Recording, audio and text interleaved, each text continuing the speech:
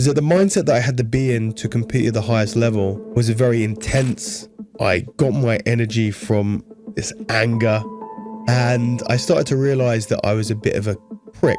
Whilst it was beneficial to my competitive career, it was not beneficial to my life.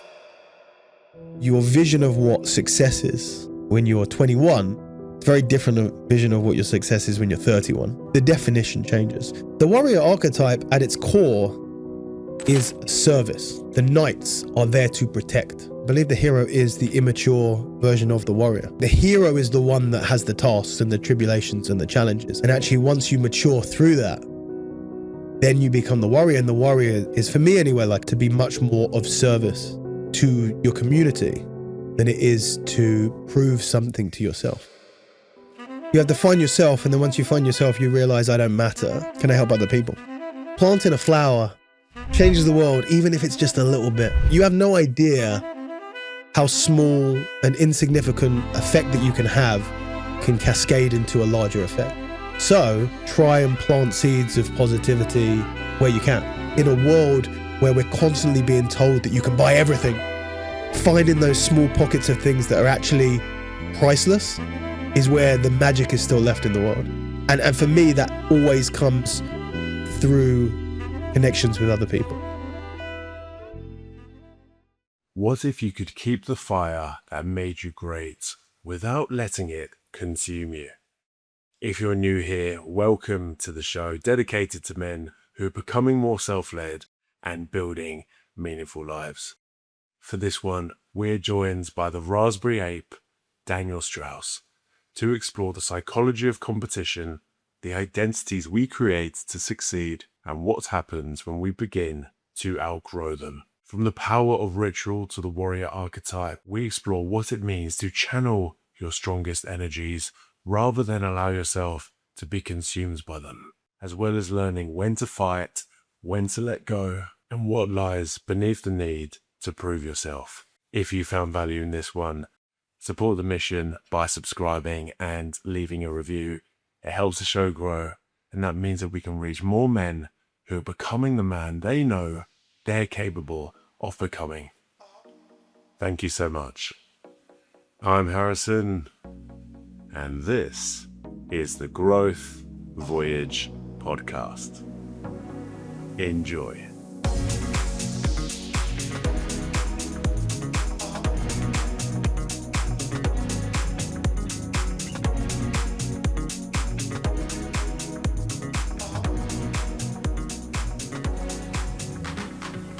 The red light is on. We are live.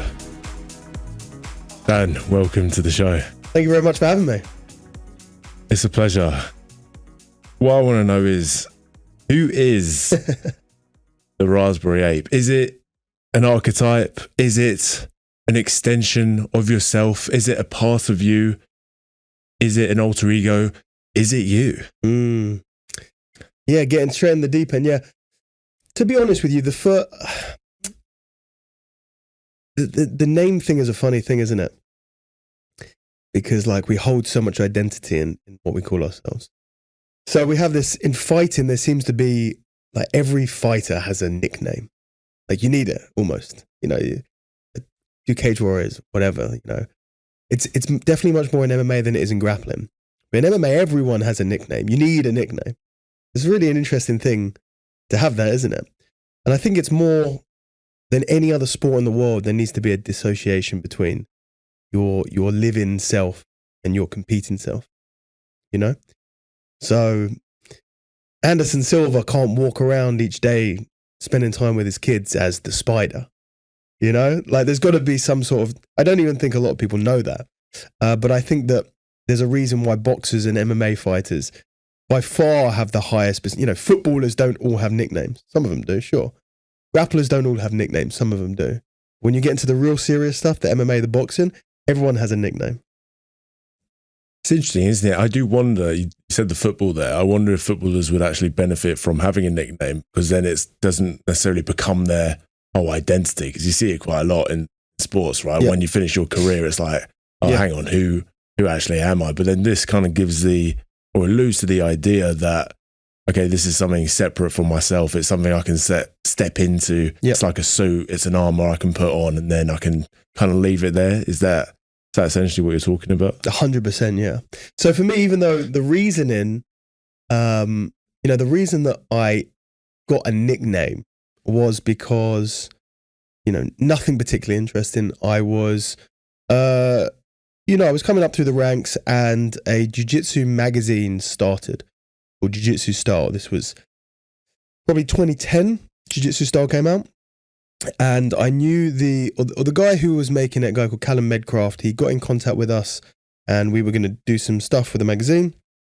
And initially, I was going to be on the front cover of the first issue, but it got very popular. Everyone got very excited that we're getting this high-quality UK-based jiu-jitsu print magazine. So I ended up getting booted off of the front cover in favor of Mark Walder, one of the OGs of the UK Jiu-Jitsu. But I was in the first issue, and they sent me through like a rough, it was an interview. And there's a profile on the side.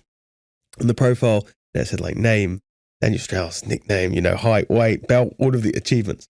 And they'd put as my nickname, the Gorilla. And I thought, because, I was big, I did lots of grip training, I'm a little apish, and I thought, that's a terrible nickname.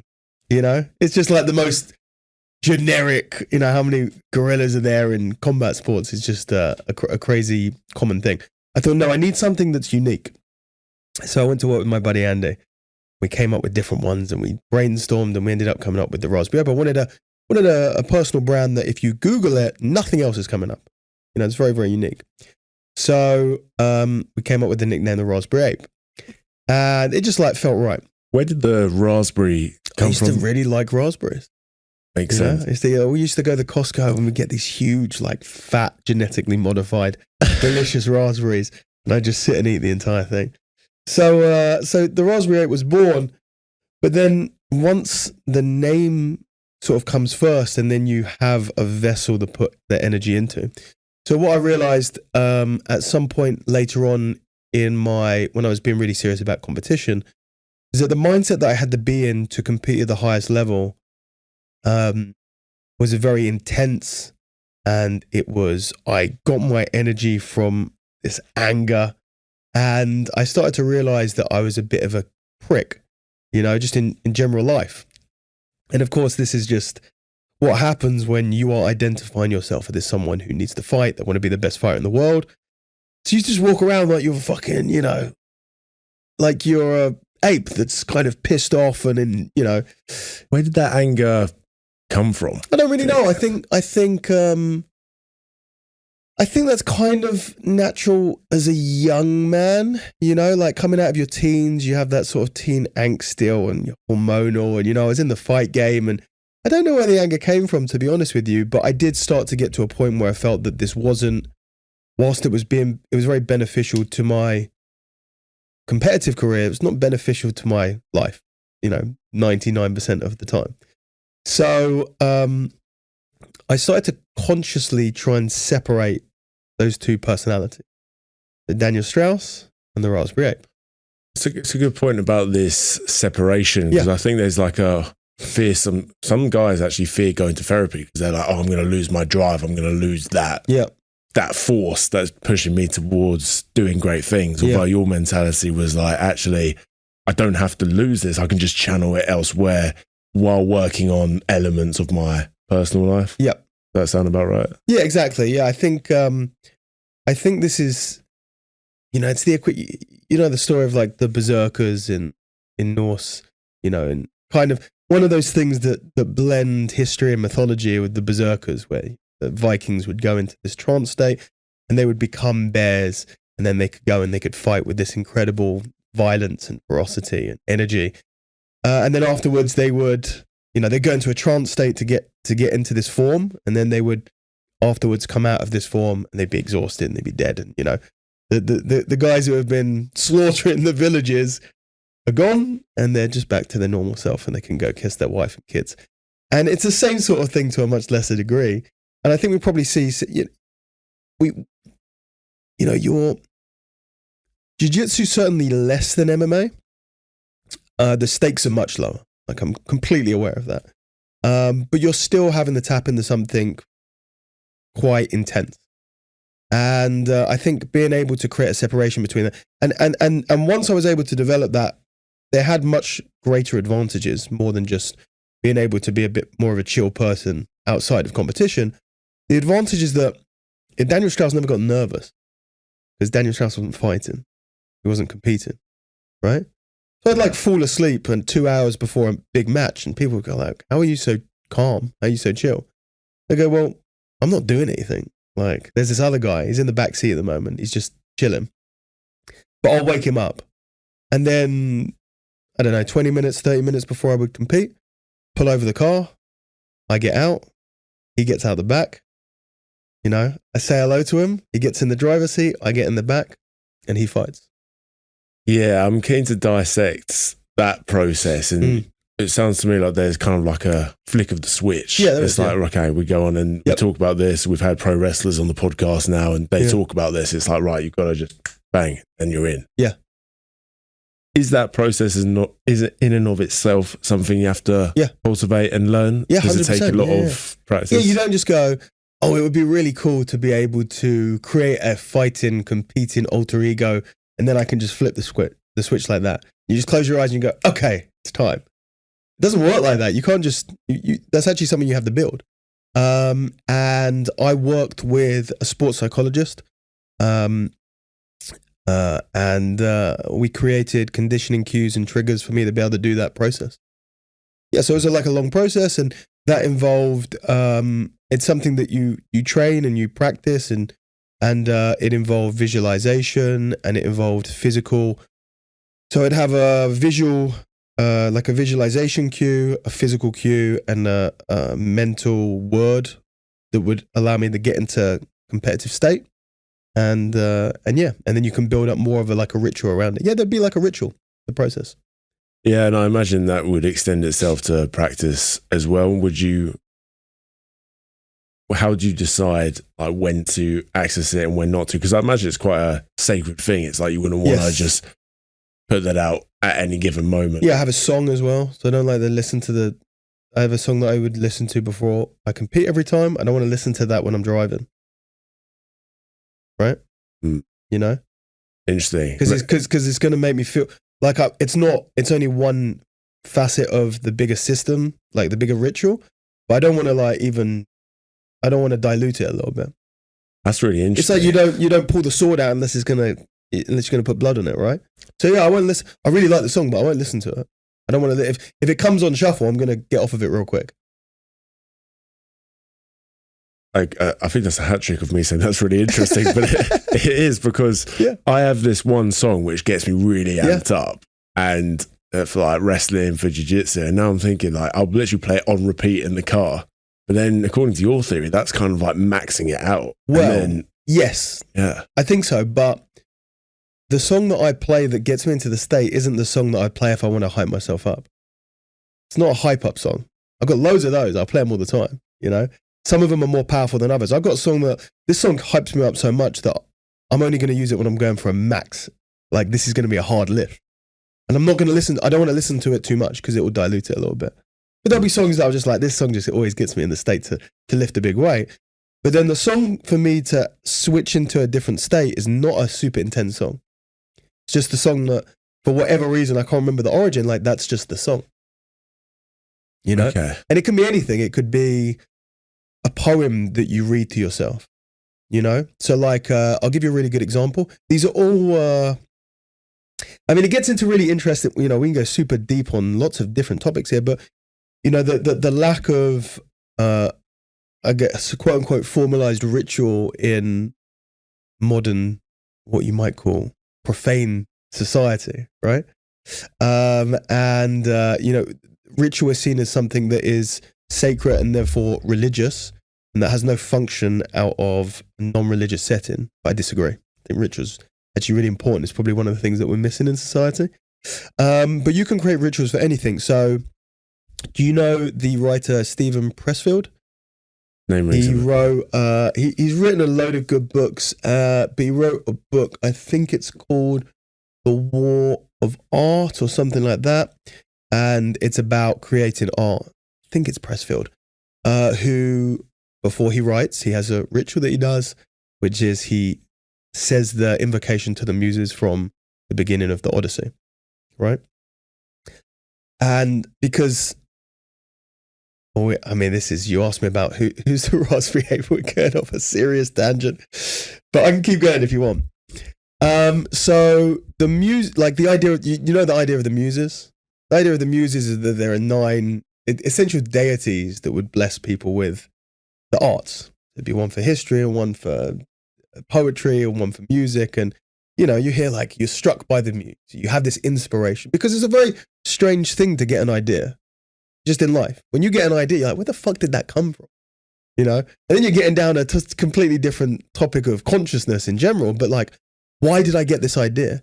You ever like driving in your car and you're just like, bang, I've got an idea for a story. I've got an idea for a podcast. I've got an idea for a video. I've got an idea for an exercise, like whatever, like a technique, like something strikes you. Well, it's very interesting you talk about this idea of rituals, because I find my gym workout in the morning, I see it as very sacred. It's like a ritual. And every time I do that workout, I get these ideas. Yep. And these things come through and I'm like, where did that? And I believe that is like something greater than myself, just kind of giving me planting these seeds. Yep. And it's very interesting how it links that idea with like this ritual that you're kind of alluding to. Yeah, exactly. Yeah. So, this idea of the muses is essentially an ancient idea of where do we get our ideas from? And they're given to us by these quote unquote deities. Like, I don't believe that there are, the daughters of Apollo in the sky and they're just, here's a song lyric and here's a melody and here's a workout, whatever. But there's something that we can get that. And if we can try and channel that. So at the beginning of the Odyssey, there's an invocation to the muse. It's muses, give me, oh, divine poesy, goddess, daughter of Zeus, sustain for me the song of the various minded man. It's a poem to, give me the energy to be able to tell this story, right? And Pressfield said that every time before he wrote, he would sit down, he would repeat the invocation to the muse. You're putting yourself in a different place to be able, okay, I've asked the muses to come to me, now I can go. Wait, right? This could potentially change the game for me. So you're alluding to the idea that this isn't just for sport. This is something. This is for everything.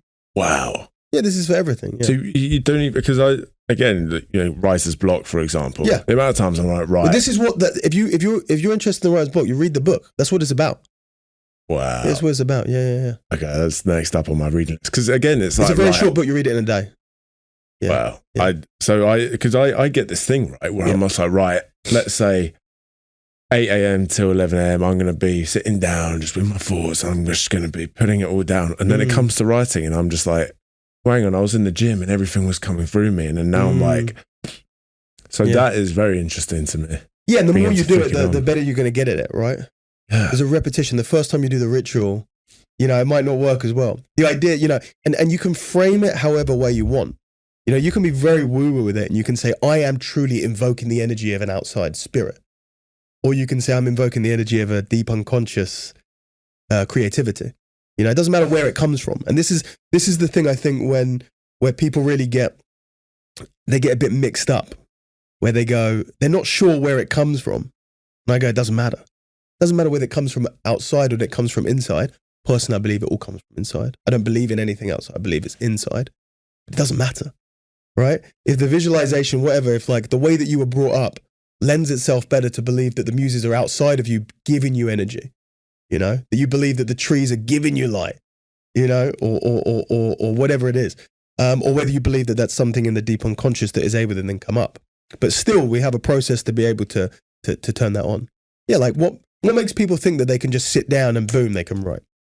It's almost an arrogance of like, oh yeah, it's the gun is ready to go. Like I'm a gunslinger. I'm ready to go whenever. Well, it just makes you think, right? Because I can only speak for myself, but I'm sure many other guys as well. You're only really shown one way of doing things.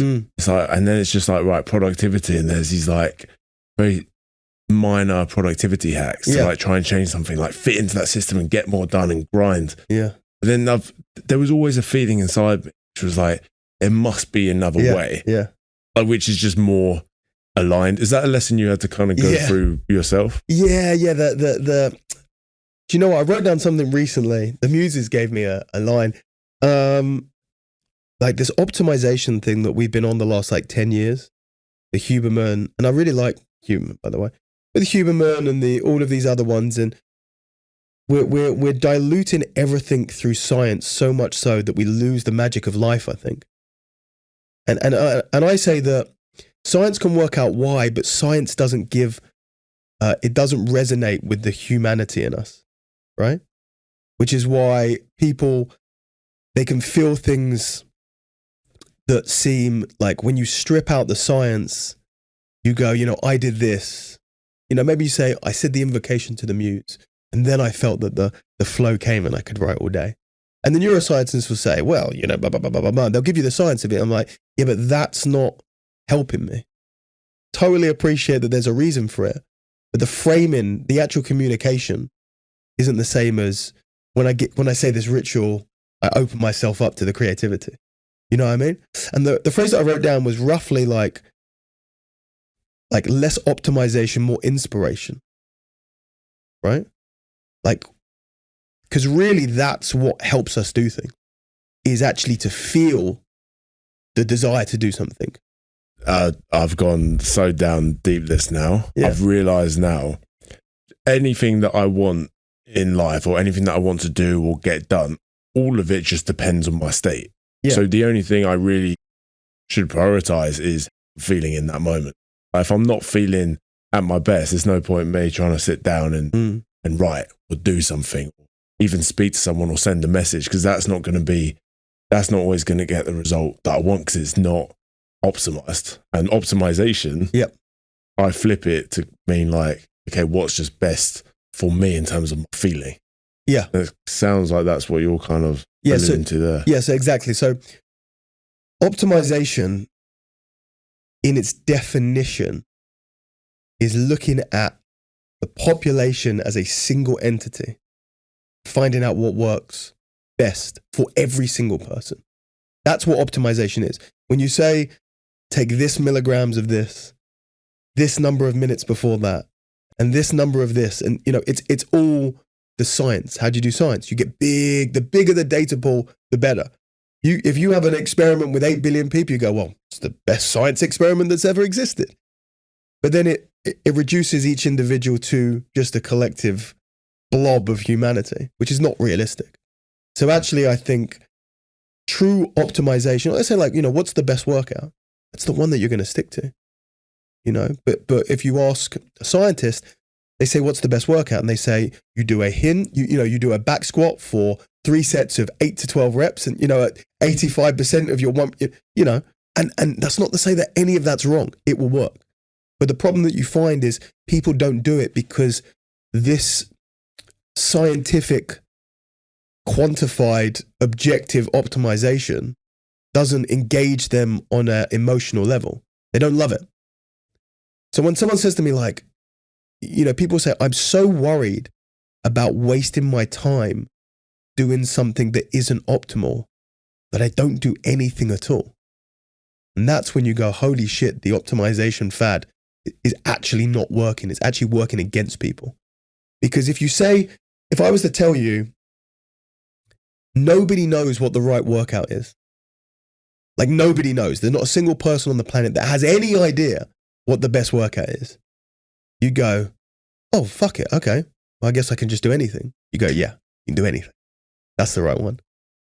But when people start going, no, we've figured it out. This exercise engages the medial head of the muscle with 10%. They put straps on the muscles and they look at how much engagement there is in each of them. And they go, you've got to do this exercise at this range of motion. And for some people, that optimization is their shit. They love it.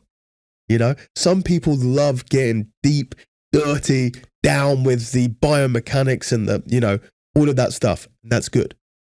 But I think it isolates so many people who don't care that much about the optimization, but they feel like they have to follow the science. I say to people is, what exercise do you like doing? You don't like doing back squat? How about a front squat? How about a Zercher squat? You like doing step-ups? You like lunges? Oh, well, I like sprinting. Boom. There's your leg work. I like pushing a sled. Okay, you don't ever have the squat. But all the science says you have the squat. You don't have the squat. Because if I make you squat once a week, you're just going to quit. So push a sled. You know what I mean? And you go, yeah, but the sled's not optimal. But they're going to do it. You know? So I don't know how we got on that from Who's the Raspberry 8, but... Yeah, well, I mean, there's a lot there I certainly resonate with. Even just lifting weights again. Like I get asked sometimes, it's like, oh, like, why are you so big and stuff? It's just like, it's not rocket science. Like, you are a freak. Some would say. You are a some freak. Have mentioned. Being someone who's been lifting weights for 20 years, 26-year-old.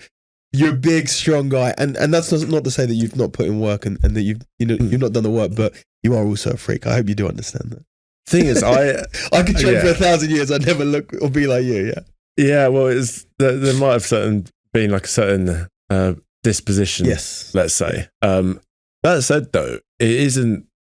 People. I think when people might expect that I do some like crazy program or something like that, it's like, no, I don't even count calories. Yeah. Like, I'm just like, I don't care how many calories I eat. I'm just eating food that I enjoy and makes me feel good.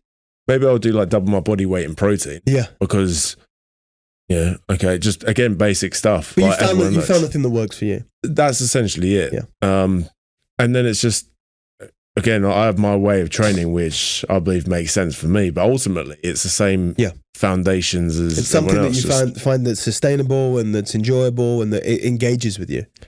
There's that. And then also just like training harder than last time. Yep. That's pretty much it. Yeah. But then I think we tend to overcomplicate things in so many different areas. Whereas, as you were alluding to, if you can just do something you enjoy that makes you feel good, you're likely to do it. I found it with jiu-jitsu. It's like definition of alignment. It's like, even if you've alluded to like, I'm not feeling a certain way or not feeling up for it or a bit tired, like I'm still going to go to jiu-jitsu. I'm still going to do it because I enjoy it. Has that always been the case for you when it's come to like pushing yourself physically? Do you find it's always been aligned, or do you find there's been a bit of like initial discomfort to get you to that place? Yeah, no, I've always loved jiu-jitsu and I also love physical culture and lifting. You know, we are lucky people who really enjoy the stuff that's kind of good for you. You know, there are some people who just. Some people struggle more to find something they love, you know? And for those people, a lot of people become disenfranchised and they believe that there's nothing out there that they'll love. They go, well, just keep trying different things. There's a lot out there. And you might end up loving a sport, not because of the sport, but because of the community or because of the view you get from the gym that you're working out at. You know, like the reason that you end up loving something or engaging with something emotionally might not be the thing itself. And I think in a lot of instances it isn't. It might be how it makes you feel afterwards. It might be that you work inside all day and then you go and play, you go for a run club in the evening and you get to go outside, you know? And that whatever it is, the sunlight in your eyes in the evening helps you sleep better. Whatever it is, like it's more reasons. Like everyone who runs, it's not always going to be because I just love running, you know? Like there's lots of reasons to it. Sorry, what's the question? Oh, resistance for me. Yeah, did you find that you've always enjoyed? Yeah, so also like the intent is also very important, as with anything. So when I talk about finding something that you love over optimization, I do have to specify that this is, for the most part, hobbyist or amateurs. You're doing it as a lifestyle, not as a profession. So when you make something a profession, it changes things, right? When you make things as a profession, it changes things because then you have to do things that aren't enjoyable because you've got to be the best. And to be the best, you know, you may get 80% of the way there doing things that you love, but the higher you climb, you know, the rings on the ladders, you know, or the holds on that wall get smaller and smaller. And whereas at the bottom it was like climbing stairs, at the top you're getting your fingertip into a tiny little crack. You know, you got to stick your hand in the chalk bucket, and you got to find that, you know, it gets harder and harder the higher you climb up the mountain. So if you're only looking to climb halfway, because that's going to give you a better quality of life and probably a longer life, and it's going to, you know, whatever, help you play with your kids more, that's really easy. You just find a way that you enjoy. But if you want to get to the very top, it requires sacrifice. And that's something that you'll see all professional athletes. The one thing that really binds all of them together is the word sacrifice. Because you have to. You'll see people who are going to fight in January, they're cutting weight over Christmas, you know?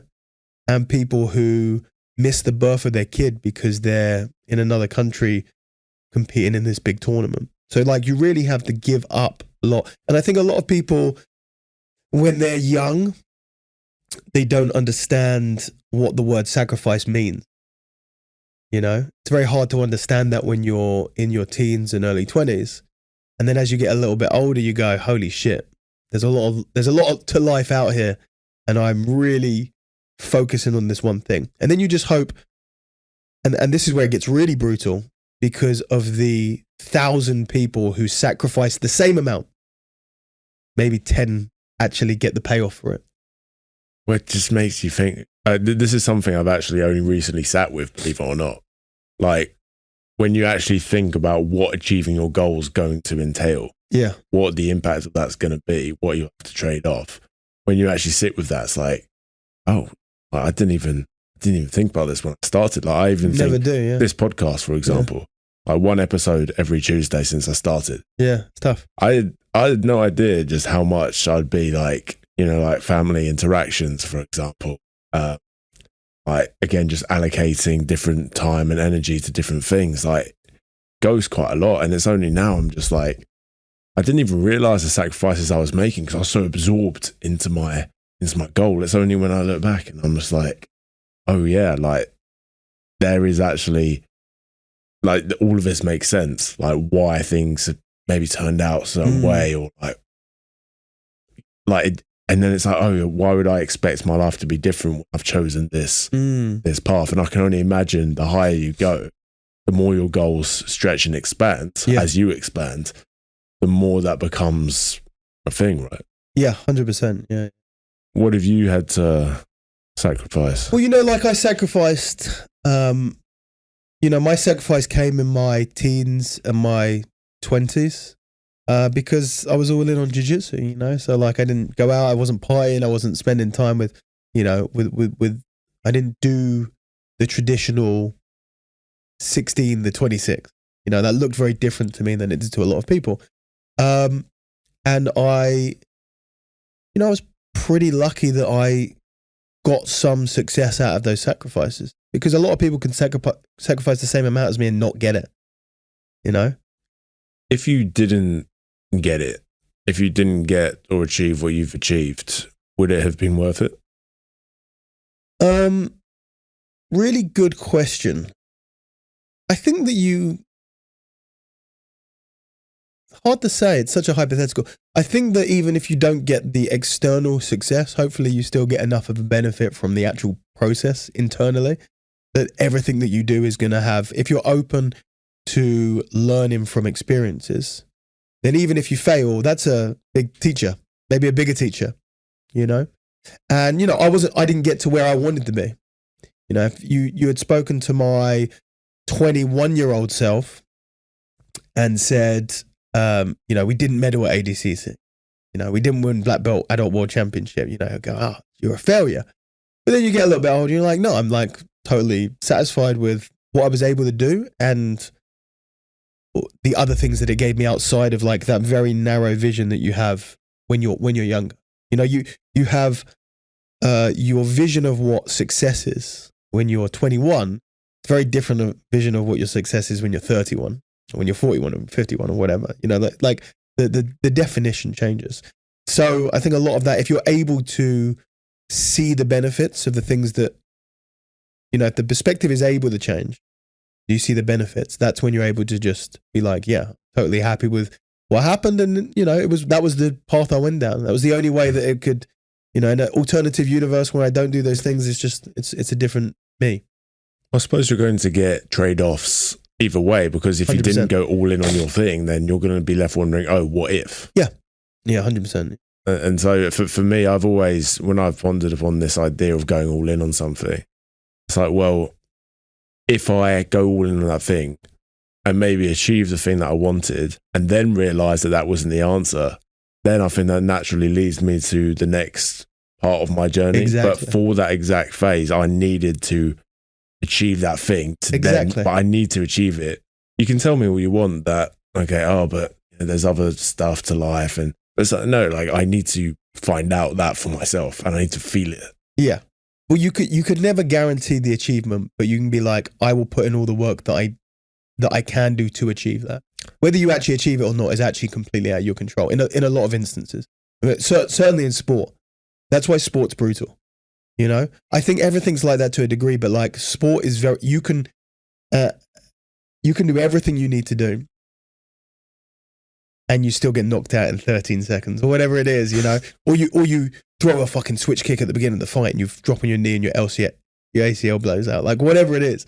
There are some things that are almost feel out of your control, but all you can do is you can just you put in what you can, and what the results matter less. And as long as you understand that there are certain things that are out of your control and you're okay with that, then you can have peace with it. You took the words out of my mouth. I imagine you'd be able to live peacefully knowing that you did your best. I think that'd be the bigger challenge would be, I could have done better, or I didn't quite perform at my best. But, well, you know, so for me, a lot of it is,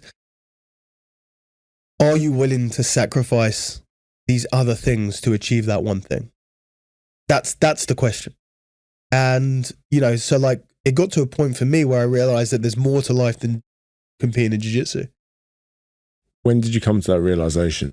I would say, you know, by the time I got into my late 20s, I was already big into teaching. There was a moment in my late 20s where I was competing a lot, but I was teaching and I was loving teaching. And there was like almost this not confusion of identity, but am I more a competitor or am I more of a coach? You know, I was a competitor coach. I was a coach competitor, you know, like which one is it? And then then COVID happened. So I stopped teaching. I decided I feel myself blissfully slipping down the hill into coach, away from competitor. I can feel it and I'm quite happy with it, but not yet. I've still got a few more years of competitor in me. So I said, in order to stop the slippery slope into a happy life of coaching, I'm going to leave coaching entirely. So I quit. I taught at Mill Hill for 12 years. And for the last 5 of those years, a full-time no-gi program, which was my happy place. I loved it there. And I decided to give it up because I felt that the path for me was not to continue going down that. It was very comfortable and I could continue doing it. And I felt like I didn't want that. That was pretty obvious to you at the time. That became, you know, the muses told me, right? Like I felt, okay, this is, we could be here, but we don't want to do this. We want to turn off a little bit for now. And just to dissect that, because sometimes, at least I statement, personal experience, I have certainly found in the past where, okay, you're kind of shown 2 different avenues. Yep. Making that decision, there can be a lot of noise in there. So how did you know, like, was it just a feeling? You're like, okay. Yeah, it was a pretty strong feeling. I was like, no, like the growth is not here for me. And I still want that. So I made a very difficult decision to give up my teaching role. And it was very difficult. That was in the end of September, October 2019. And I told the guys, you know, I'll be leaving in a few months. And it was tough, man. When the last class I taught, I cried like a baby in front of everyone when I closed the class, you know, because like I really loved, you know, I loved the team. I loved the community that I built, but I felt like I needed to step away to focus on myself for a few years. And then once I got that out of my system, I could come back and then I could build the gym that I wanted to build. And I did that. I went away. And of course, that was end of 2019. 2020 begins. And then COVID happened. So COVID derailed, I traveled for 4 months, 5 months. And then COVID came and shut everything down. So it was very interesting timing. Now, that stopped me from sort of traveling to train and compete. I wanted to go to other gyms to train, with the top guys. I wanted to compete around the world. And, I just wanted to focus on myself for a couple of years after 5 years of splitting my attention. And then COVID happened, couldn't train for a bit. Then it was just training in your little pods. That's when I started training Barnet. And then I competed in 2021. Now at the time, I felt really good. Like my training was going well. Like I felt as good as I ever felt, if not better.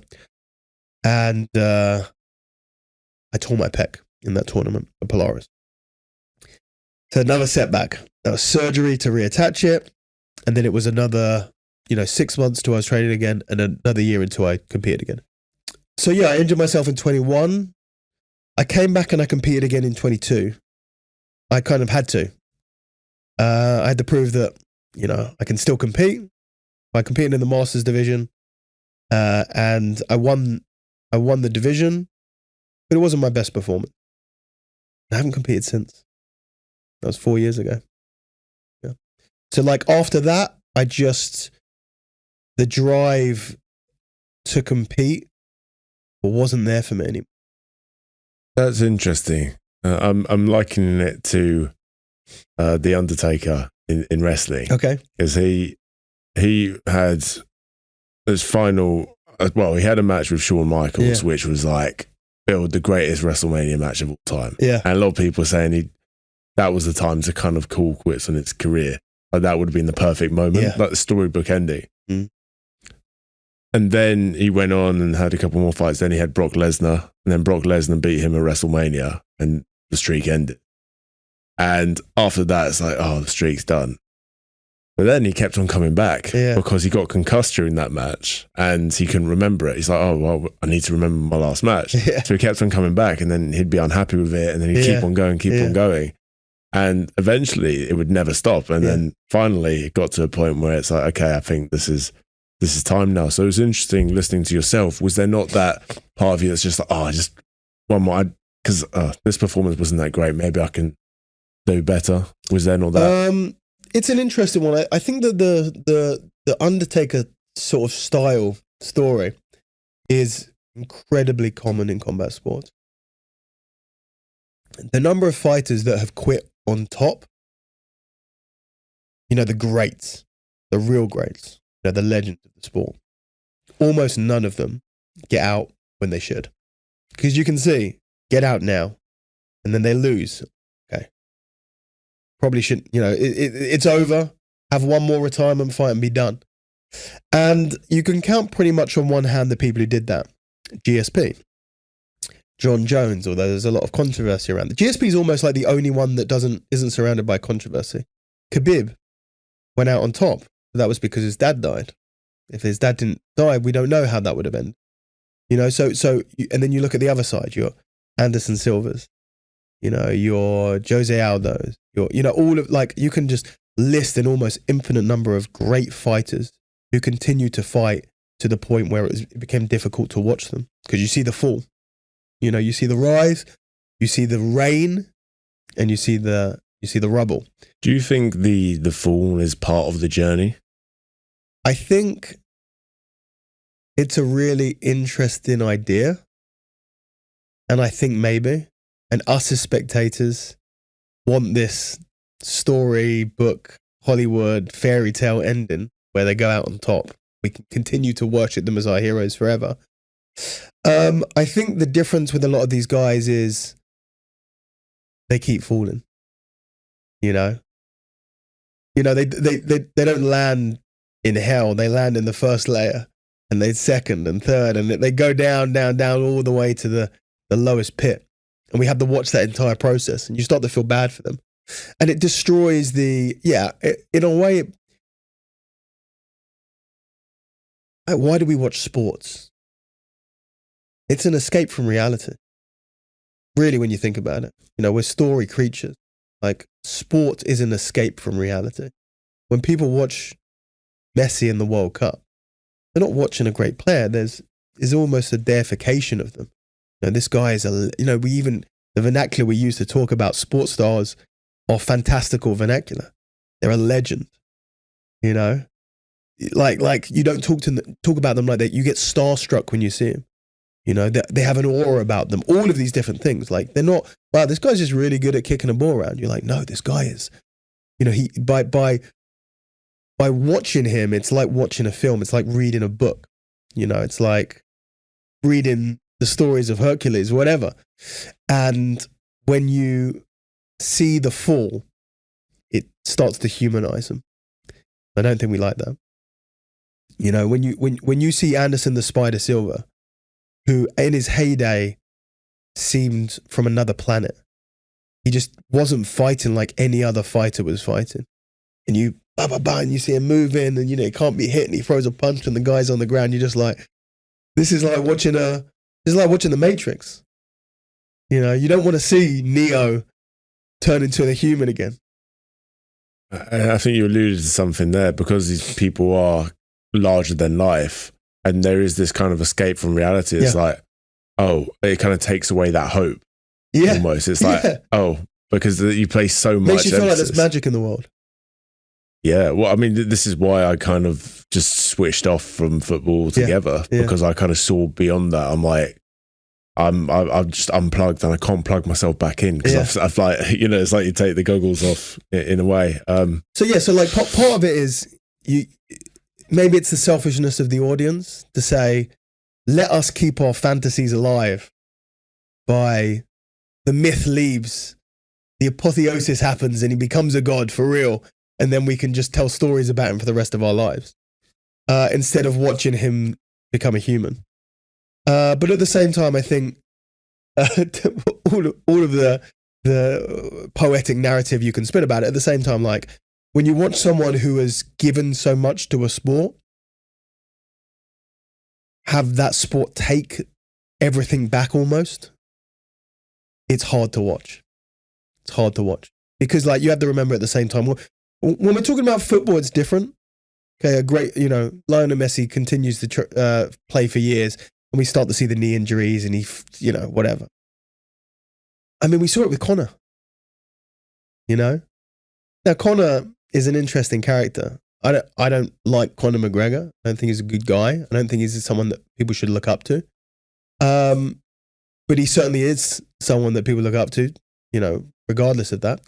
And, what we watched on the weekend was the human making of someone who was the most mythical MMA fighter of all time at one point. We saw it when he lost to Diaz.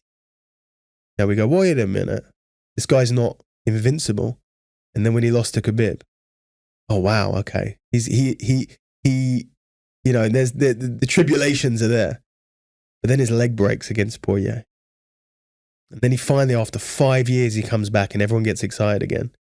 He runs out, throws a kick, and buckles his leg.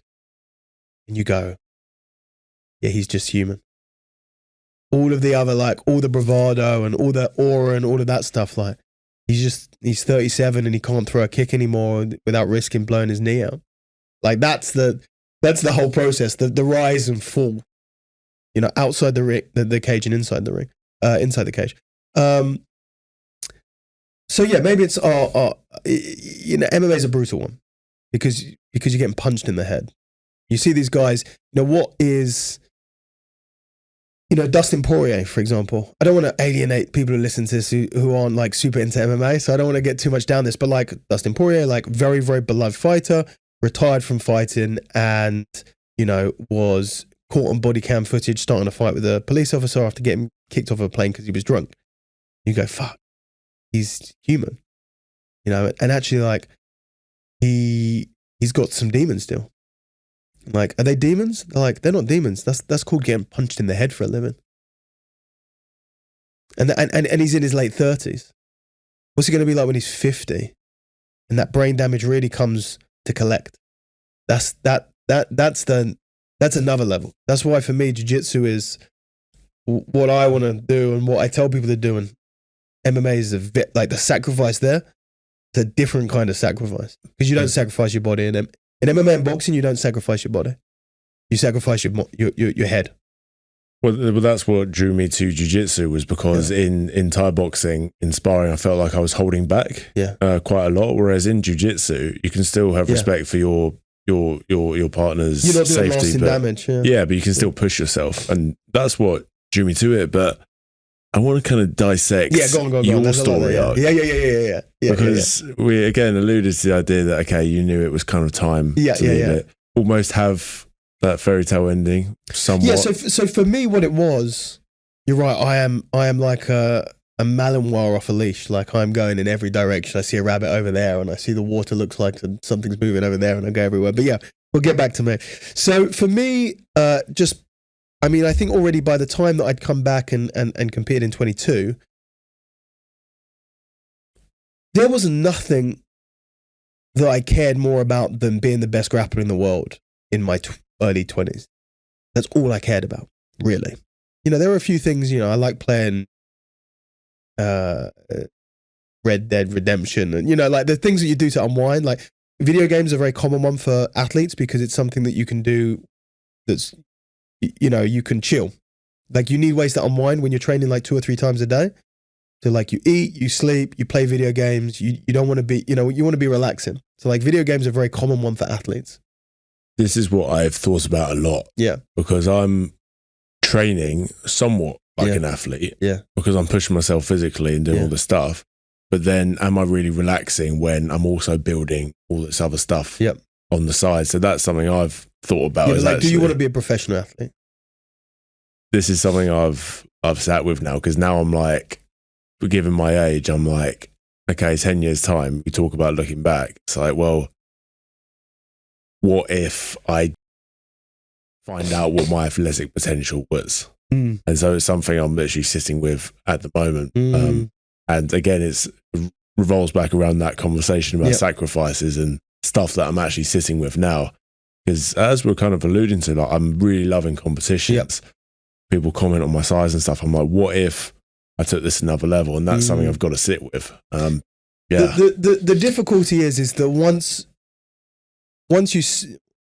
the eyes are open, it's very hard to close them. And this is your blessing and curse. You're young, but you have an old soul, right? Like you're very mature for your age. You're doing all these things. It's entrepreneurial. You're thinking about spirituality, and you're very introspective. And those are things that with some people aren't developed ever. Some people they're developed in their 60s, 50s, 40s. You're lucky. For me, really in my late 20s and 30s, you're even ahead of that. You're in your mid 20s and you're already much more mature. So it's very difficult when you know these other things about life to forget about them. That's difficult to do. And I don't think that you need to, not that I'm trying to give you advice or swerve you one way or the other. But I think it's important to understand that there's no right way, The journey is individual. For you, it might, you're questioning, if I just quit everything else and I just become a full-time athlete for 5 years, what could I do? You go, okay, yeah, that would be interesting. You go, but would it be any more interesting than if you tried to do the athletic thing as much as you could whilst also building a podcast and a company and a brand and whatever? That's just as interesting. It's not, the world doesn't care which one you go to. That's just up to you. As long as you're just confident in like whatever I'm doing, I'm going to go for it, even if I'm going for 2 things at the same time. And like I have the same problem even now. Like I have 1,000 things I want to do. Do I like go and do this, or do I go and build that, or go I start this business, or do I write this book or that book or this book? You can't do all of them, but you just gotta, you do what you can. Yeah, there's a balance between 1 and 1,000. So I get that.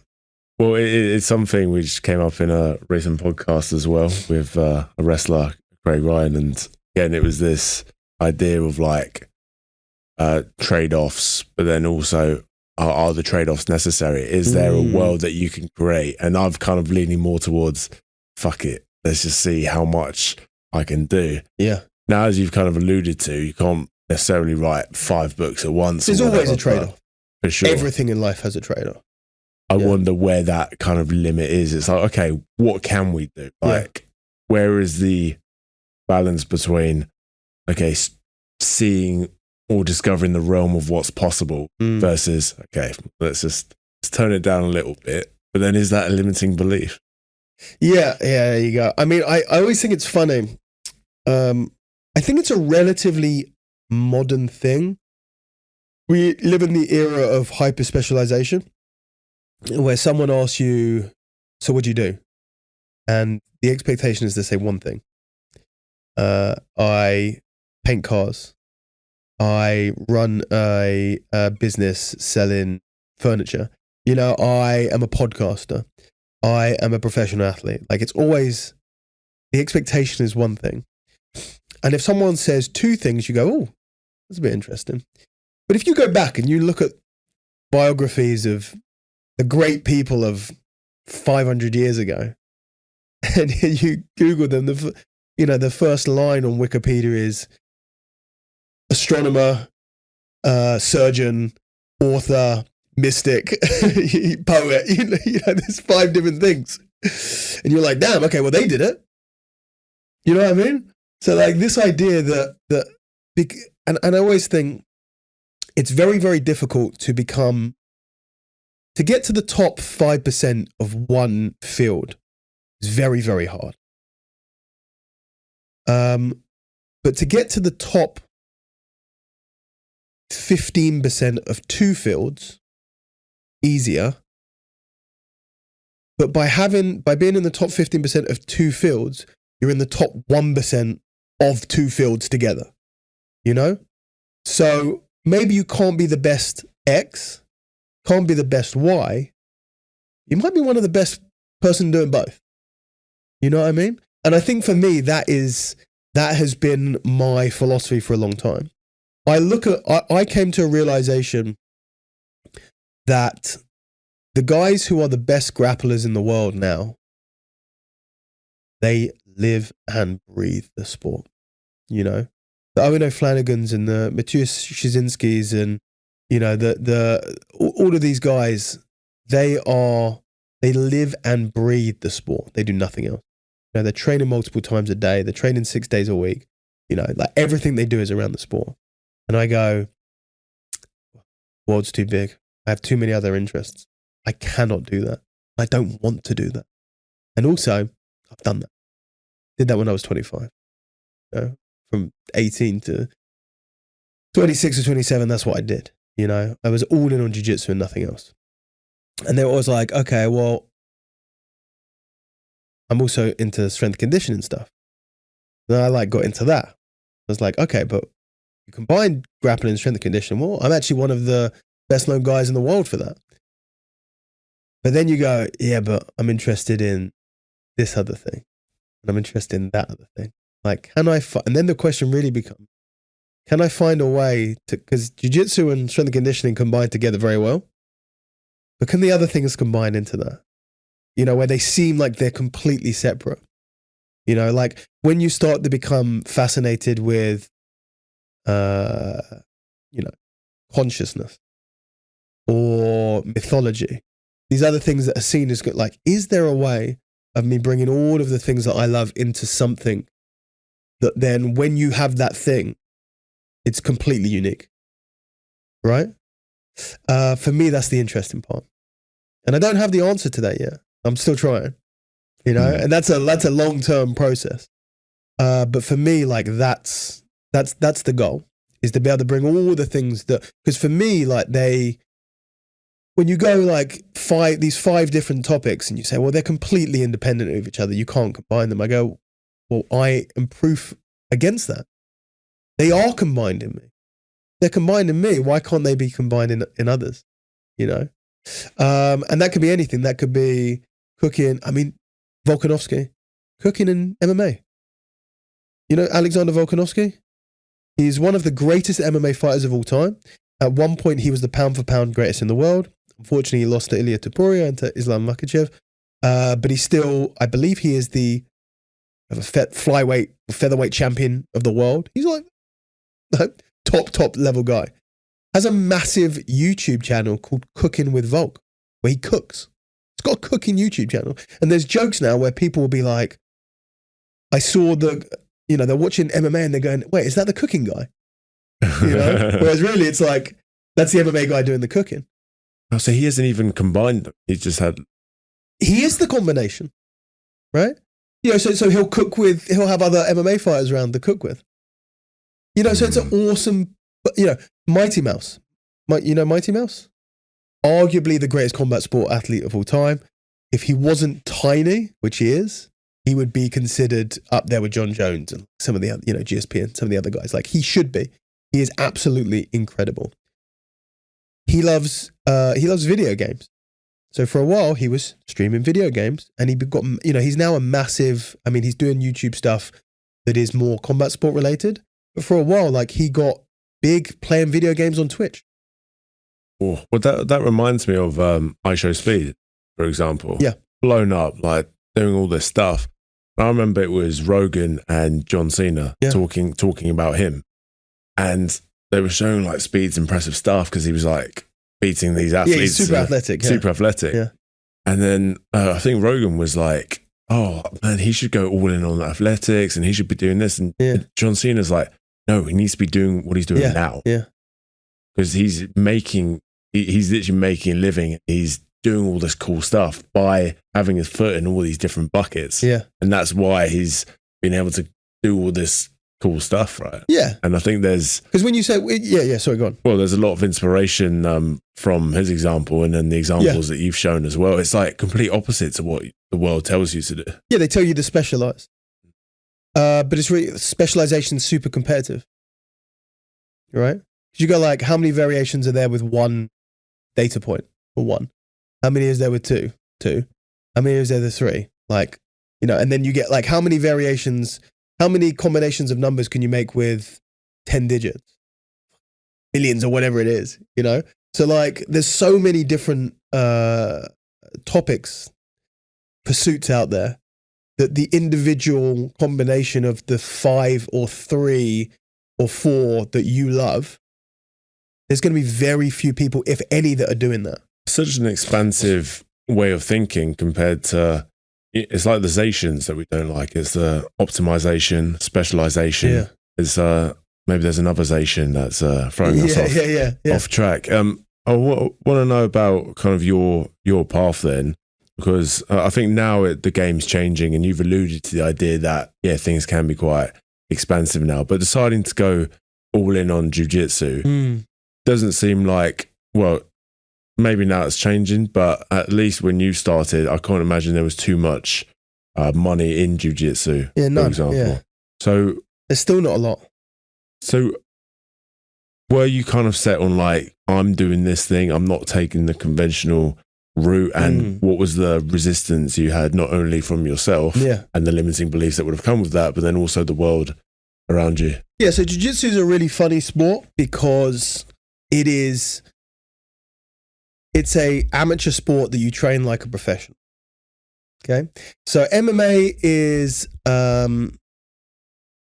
it's similar, but not quite. It's a more professional sport, but the money's not good. Compare it to football. You train like a professional, but you get paid an unbelievable amount of money. Okay. Well, then it's incredibly competitive and it's much harder to get to the top, right? So with jiu-jitsu, it certainly was around my time, and it's certainly less now. It's but it's easier to get to the top of jiu-jitsu, especially in an individual country compared to football. There are much less people doing it. You still got to train your ass off. But you get to the top and you win the world championship. You bow and they put a golden medal around your head. At the Worlds, they even give you some flowers. They don't give you any money. So actually making money competing in jiu-jitsu is basically impossible. You cannot make money competing in jiu-jitsu. Nobody There is no one who is a full-time athlete and nothing else. Okay? You need to be getting your money from somewhere. So either, and someone says, okay, yeah, but they're sponsored. Yeah, but you have to do stuff for sponsors. You don't, it's not, it's, the patrons of the Renaissance, when they're full-time painters, so, the prince would give you a wage essentially to paint. There's what patronage is.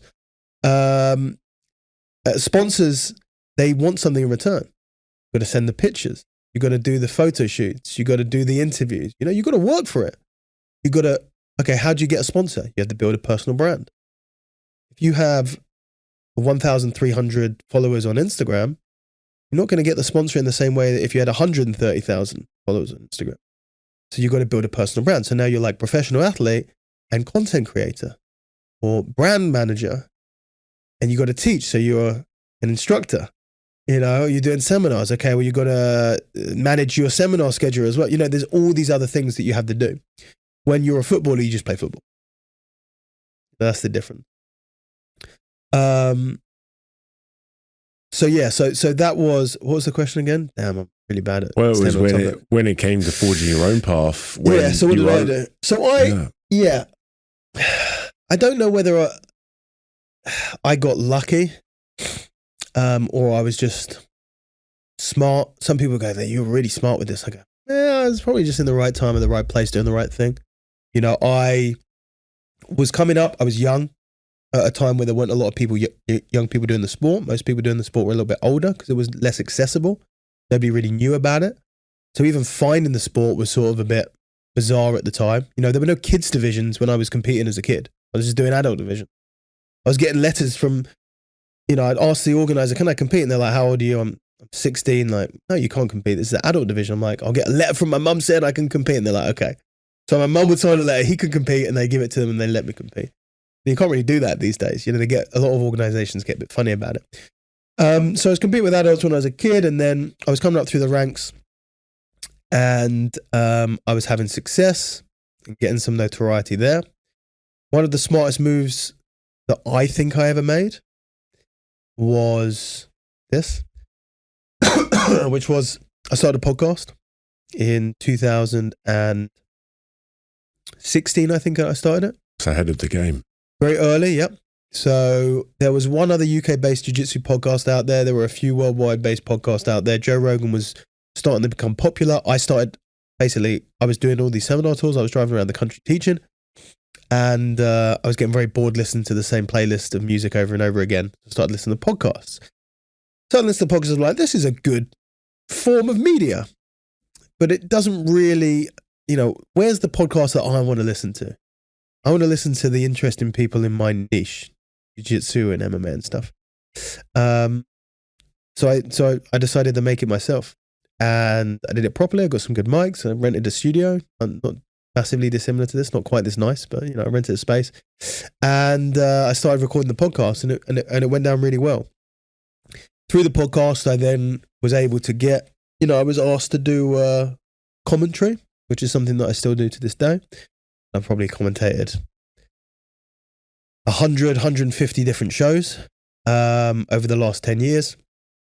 And then the social media stuff came about. And I don't know why the social media stuff did as well as it did and as well as it still does, but I don't know.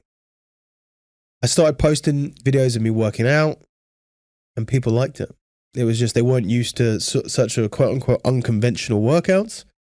And it got more and more popular as I went through, and that helps to have a decent social media following. People like, I know that it doesn't mean anything really, other than it's just numbers on a screen. And I guess if you go out, sometimes you'll get recognized by people from the internet. But, there are people out there doing the same stuff that I'm doing. They're just not as good as putting it online, and they don't have the following, or they didn't get lucky, or whatever it was bad timing. But that helps a lot. I will tell you the one thing that I say to people that I credit a huge amount of my success for, that I did naturally and not with intention, But in hindsight, I look back and I was like, wow, this really actually changed the game for me. Which was ever since I was very young, like in my teens, I was always good with people. And the sport of jiu-jitsu is kind of filled with awkward people. Okay. There's a lot of neurodivergent people. There are a lot of outliers. Like, it's a little bit of a weird circle. But ultimately, I think everyone at their core likes to have community and like to have social interactions with people. So from when I was very young and a blue belt, when I would go to tournaments, I just try and talk to everyone. Just be nice to people and start off a conversation, ask them how they're doing and whatever.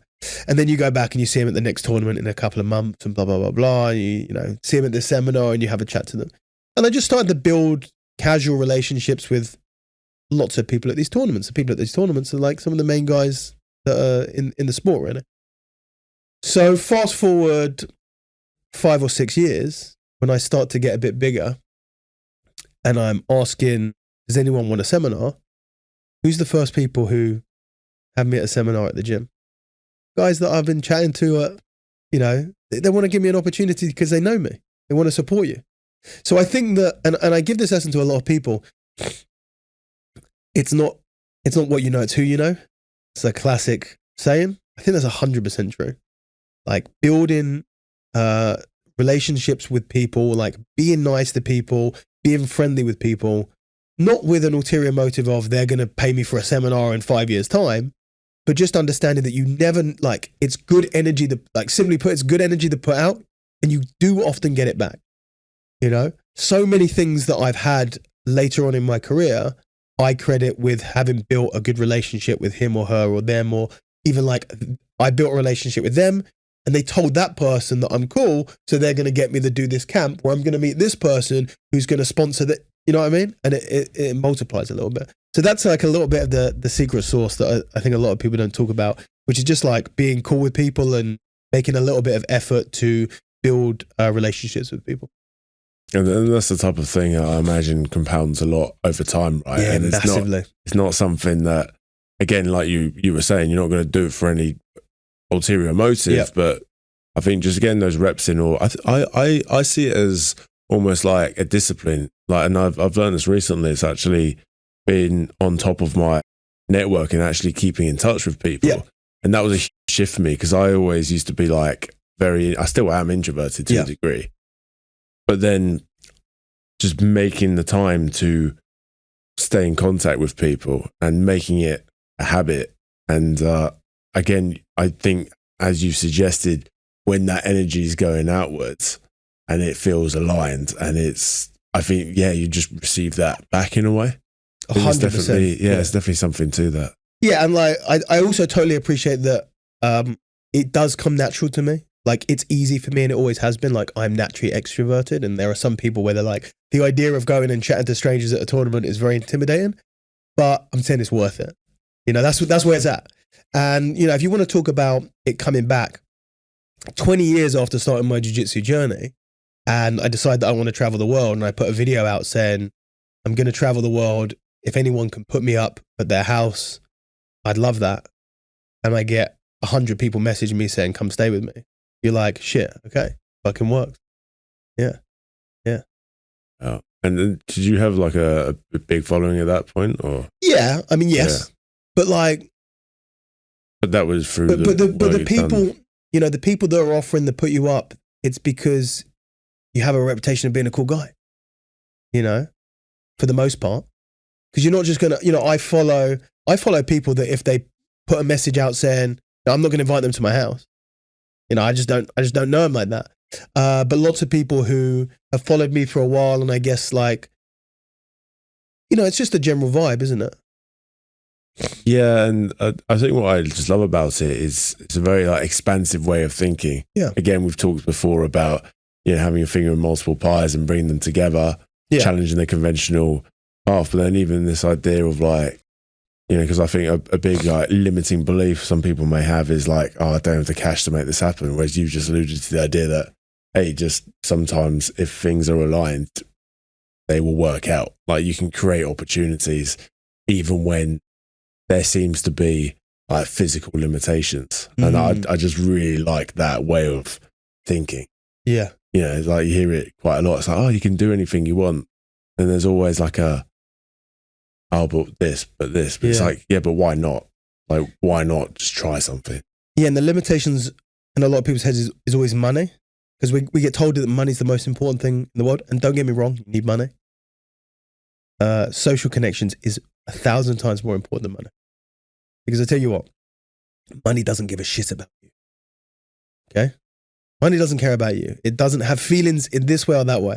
It's just the abstract story that we came up with, which is on this piece of paper is worth this amount. I give you this piece of paper, you'll give me this thing. Because this other person will believe that paper's worth the same amount, and it just goes around, you know? If you don't have any money, the money god isn't going to come and go, yeah, well, you know, you're cool, so I'm just going to give you some. But your buddy might help you out, you know? Or the guy might give you a contract for your cleaning company. This guy might let you stay at your house for a month. Or this guy will recommend you to someone who is looking for a job position in a corporate job that you would suit.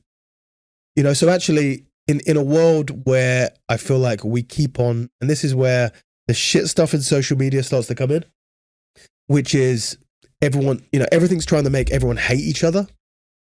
Because if you don't have any friends, money's all you have. Think about it. You don't have anyone. You don't have anyone. You have charity, which is people still offering to give you money or services, or you just have money. So you go and get a job, or you take out a loan, or you go steal, or whatever it is. But if you have people around you, the money's not as important because you flat share with your 5 buddies. And this guy's going to pick up the tab for you when you go out because you don't get paid till next week. You know what I mean? So like, if the capitalist evils can separate all of us from each other, so we sit in our little flats, in the 1-bed studio flats, with our VR goggles on, doom scrolling all of the things we can't afford to buy, and it stops you from interacting with other people, they got you. You're a cell, you're a single battery cell. It's the Matrix, right? You're like, they're just harnessing the individual. But like, what happens if you pull out of the Matrix and then you go and meet up with the other people and you can help each other? So for me, like, I am a very, you know, my life philosophy ultimately is a people first approach. If you build quality relationships with people, it's not just about how many. It's like the quality of relationship and like having good intentions that I will help you out if you need a problem. And therefore I know that you will help me out. You know, hopefully, you know, it goes both ways. But if you can build a community around that, it's something that you actually can't buy with money. And I said this, I'll give you a really good example. Because people, the idea of something that you can't buy is strange to a lot of people. What do you mean? Something you can't buy? You're telling me if I had if I was Elon Musk, I couldn't have this thing? Everyone goes, you're talking about something that doesn't exist. Like, no, there's stuff that money can't buy. And I'll give you an example. I was in, you know, I've been traveling recently, and my people first approach to traveling, and I was in Montenegro, and I wasn't planning to go to Montenegro. And a guy messaged me. I was in Serbia, and a guy messaged me and he said, coming to Montenegro, I'd love to do a seminar. Okay. So I said, yeah, I'd love to come to Montenegro and do a seminar with you 2 weeks' time. And I gave him the price of the seminar, and he said, I can't afford it. Like, it's just the time of the year. There are people away. Like, we just can't do it. And I said, don't worry about it. I'll come and I'll do it for free. Okay. And this is not, you know, this is not something that I usually do, but I was traveling with this approach of, you know what, the goal isn't to make money, it's to build relationships. So I said, I'll do it for free. It's fine. I want to come to Montenegro anyway. They were so appreciative of this that when I landed in the capital where the gym was, we spent like 3 or 4 days together. Me and my buddy who I was traveling with, and then the instructor of this gym. They picked us up. They took us to like the local place to get the delicacy. And then they took us to the church up in the mountains built into a cave. And then they took us and, you know, they messaged their guy at the gym whose dad owns a boat tour place on the lake. And we went down and we had a private tour around the lake. And I say, money doesn't buy this. Someone will go, well, if I had 10 grand and I gave the boat driver 10 grand or I gave the gym instructor 10 grand, they do everything that they did for you. Yeah, but they're doing it as a service. There's a very different energy when someone shows you around because they appreciate you versus appreciate your money. You cannot buy that. And like that is, if you can't buy something, it makes it way more valuable than if it was a service that you could just chuck a 50 grand price tag on. Like you literally cannot buy it. You know, in the same way that you can't buy muscles and you can't buy strength. That's why so many people love working out. Like you can buy things that are going to make it easier. You can buy steroids that are going to make you a bit bigger. And you can buy really fancy gym equipment and you can buy £1,000 an hour sessions with the greatest personal trainer in the world. You still got to do the work, you know, and you can buy calf implants, but they're not going to help you run faster. You know, like there's certain things in life that you cannot buy. And in a world where we're constantly being told that you can buy everything, finding those small pockets of things that are actually priceless is where the magic is still left in the world, you know? And for me, that always comes through connections with other people. 100%. I mean, that resonates a lot with me. But again, it's like, we're not shown that. We're not shown that, yeah. Because why would a capitalist society show you that you don't need money to find the best things in life? It's literally the antithesis of what what the media and what companies and advertising and all of the big, you know, corporations are trying to push. It's the opposite. To tell you that the best things in life are just like hanging out with your friends for free in the park. You can't tell them that. You got to tell them that you got to go to this concert that cost 300 quid a ticket. You know what I mean? Yeah. I mean, so often, it'd be interesting to hear your process about this, but so often now I need to kind of check in with myself. It's like, am I being pulled back into like, you know, this like forcing type stuff and going, and it's a really like, I'm starting to get a clear idea now of like, okay, right, hang on, this is just noise. Again, do you find that you've got quite a clean filter, shall we say, or do you sometimes find yourself kind of being drawn back into, because there's always demands on our attention, our energy everywhere, and then you get noise thrown at you all the time. At least I do. 100%. What's your no like? one. The only way to not be exposed to the noise and distractions is to engage in society, right? You're talking about a hermit in the forest, off grid, no internet, no news, no phone. Then you don't have any distraction, right? But it's not realistic for most people. You know, for some people that is the goal. For me, that's not the goal. You don't need to be rid of it, I don't think. I'll spend 10 years. Maybe I'll be in the woods without a phone. Who knows? You know, I don't know where I'll be. You know, definitely didn't think. I'm very different now to how I was 10 years ago. So who knows what it'll be like in 10 years. But at the moment, I don't feel a huge impulse to completely remove myself from modern society. But having the awareness to know when you are being pulled, that's the best that we can do at the moment, right? To know you're scrolling and you start to feel anger. You go, wait a minute, what's happening? This is trying to make me angry, right? Because it's trying to heighten my emotion. So then the next ad it shows me, I want to buy that thing, you know? And when you start, I do have, I'm sure can get better and it will get better, hopefully. But I have that awareness of like, I see through the facade of what the phone is doing. I don't really watch TV, but you know, what the internet is doing, what the social media is doing, the internet's doing. Like I see through it. I get that. I see you. You know, you're driving, you see the advert. I see you. Or whatever is going on. So I think just being able to identify that allows you to process it and then remove it instead of it goes in and it sits there. Then it just piles on top of you, piles on top. And then you like start doing things that you're being programmed is probably not quite the right word, but probably the one that I'll use to. But like you're being a little bit brainwashed into doing, just a little bit brainwashed. Whereas if you can identify it, you can take it, and we'll leave that one out as best as we can. Like no one's immune, but I think if you become aware of what it is, like just understand that, you're always being sold something, and the problem with social media is also that it's very political as well.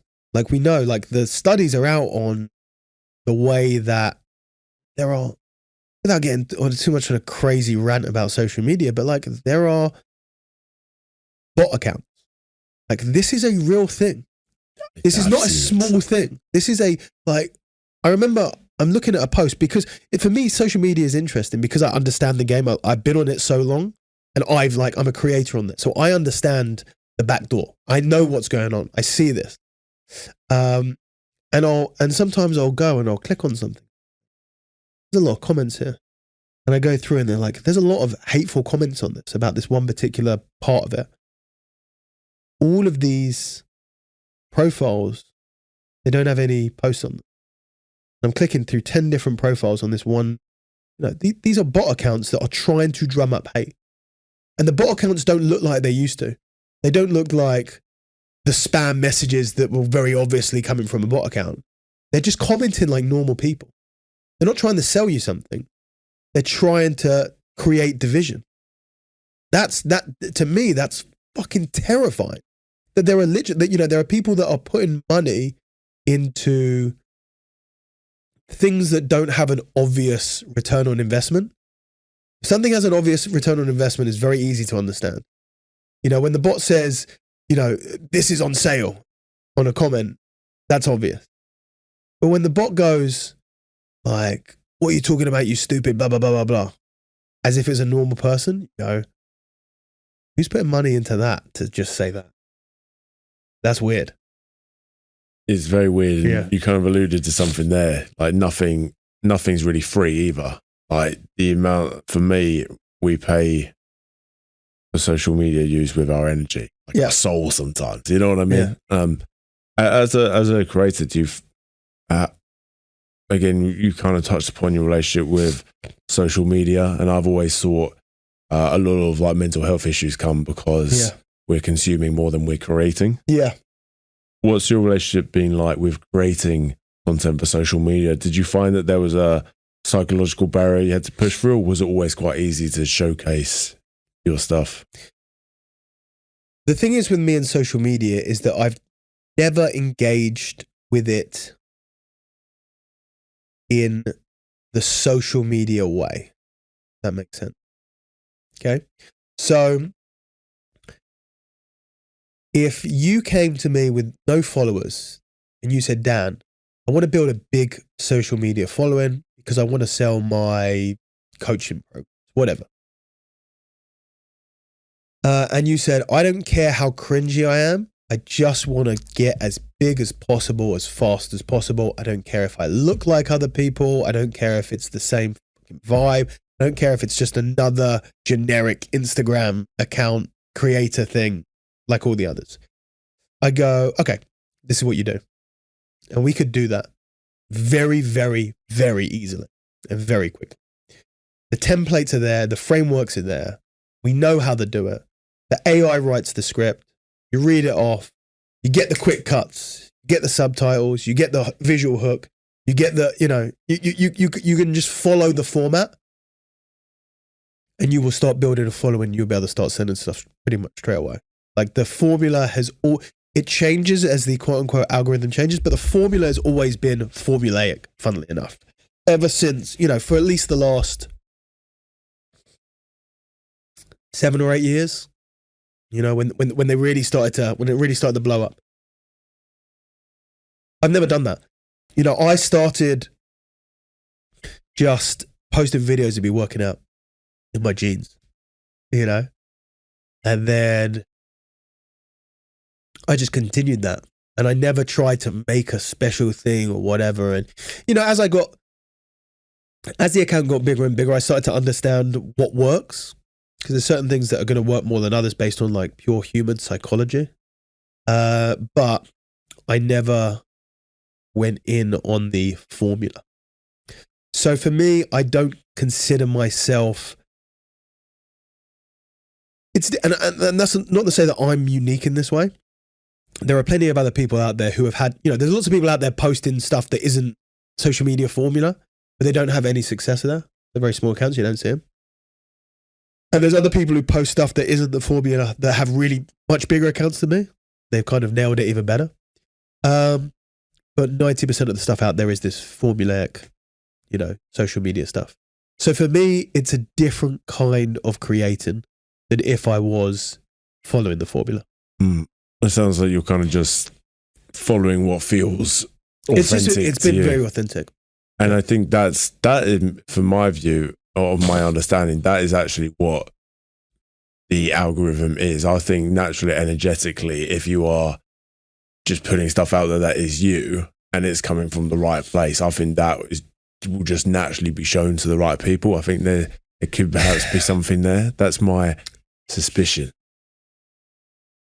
I'll give you my thoughts on that. I don't think that the algorithm rewards authenticity. I think that humanity rewards authenticity, if that makes sense. So if you are authentic, you are in a way fighting against the algorithm. I do actually think. However, if you can get through it, the sustainability of that is much easier because you're not putting on anything, you know, if you can break through that. So that's where you find little things to be able to you find that balance between maintaining authenticity and playing the algorithm a little bit. That's the art for me of social media. And what authenticity looks different to different people, you know? So it's not to say that authenticity just means that, you know, the lighting shit and it's a 5-minute rant, you know, because I know that's not going to work. I can't do that. I'll do stuff where I'm like, I'll look at something and go, I know after I've been doing this for years, I know what works. And it's not always the way, but if I see a video, I'm like, yeah, this is good. This is good content. This is what the algorithm wants. I look at something and go, this is a really nice video and the content in it is great, but no one's going to watch it. Because those 5 seconds where you set up the camera and you scoot backwards and you sit here, you've already lost your audience, right? You got 3 seconds to hook them. Like, that's true. That's like, I know for me as well. You got 3 seconds, like for 90% of people. Well, it's going to continue getting like more and more. But you always do. Like if you're walking down the street and you want to be noticed, you got to wear a flamboyant hat because within the first, what's that? You know, they'll recognize you. So you got to get people's attention. That's not true of just the algorithm. That's in general. People will look at you. Do you have my attention? You're a giant, big, handsome dude. Yep, probably. Okay, what kind of works for you? White moustache. People think I'm joking when I say this is significant. I'm not joking. Like this is it. Look, I'll prove it to you. Okay, if you want me to go into prove it. I'll go on to the last. I'll go on to the last video that I posted yesterday. Okay.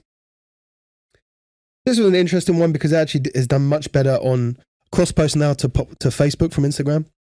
And some videos do really well on Instagram and not on Facebook, and some do good on Facebook and not on Instagram. Generally, Facebook is a nastier place. Okay? So Facebook's pretty much the worst. Instagram's in the middle, and TikTok is, I don't use TikTok, but apparently TikTok's like super wholesome. That's what I heard. Okay? But you see like someone post a video on TikTok on Instagram. On Instagram, they're all calling them out and calling them names, and TikTok, they're all being supportive. Apparently. But if I just go through this, the top comment Little toot left on the mustache, bro. Okay, these are all comments about the mustache. And these are just like as you go down. There's 180 likes. Snorting the pre-workout, I see 78 likes. I'd put some color in on that mustache. It looks strange. You've got booger sugar on your face, bud. I'm really distracted because it looks like you're violently fighting a sneeze. I think that's just my face. Where we go? Got to remember the chalk the stash for grip training. Switch sides of the nose, dude. So much powder. Damn, hair turned white. Have a shift to your left a bit. It's actually quite funny. Does he eat her out at an angle to get that off-center stash? I thought he had snot bubbles. This is every single comment. But what does that do? Just boosts you up. Just boosts it. Yes. Just boost it, man. When I tell people that I think I would have half the followers if I had a normal face, and they think I'm joking, I'm not fucking joking.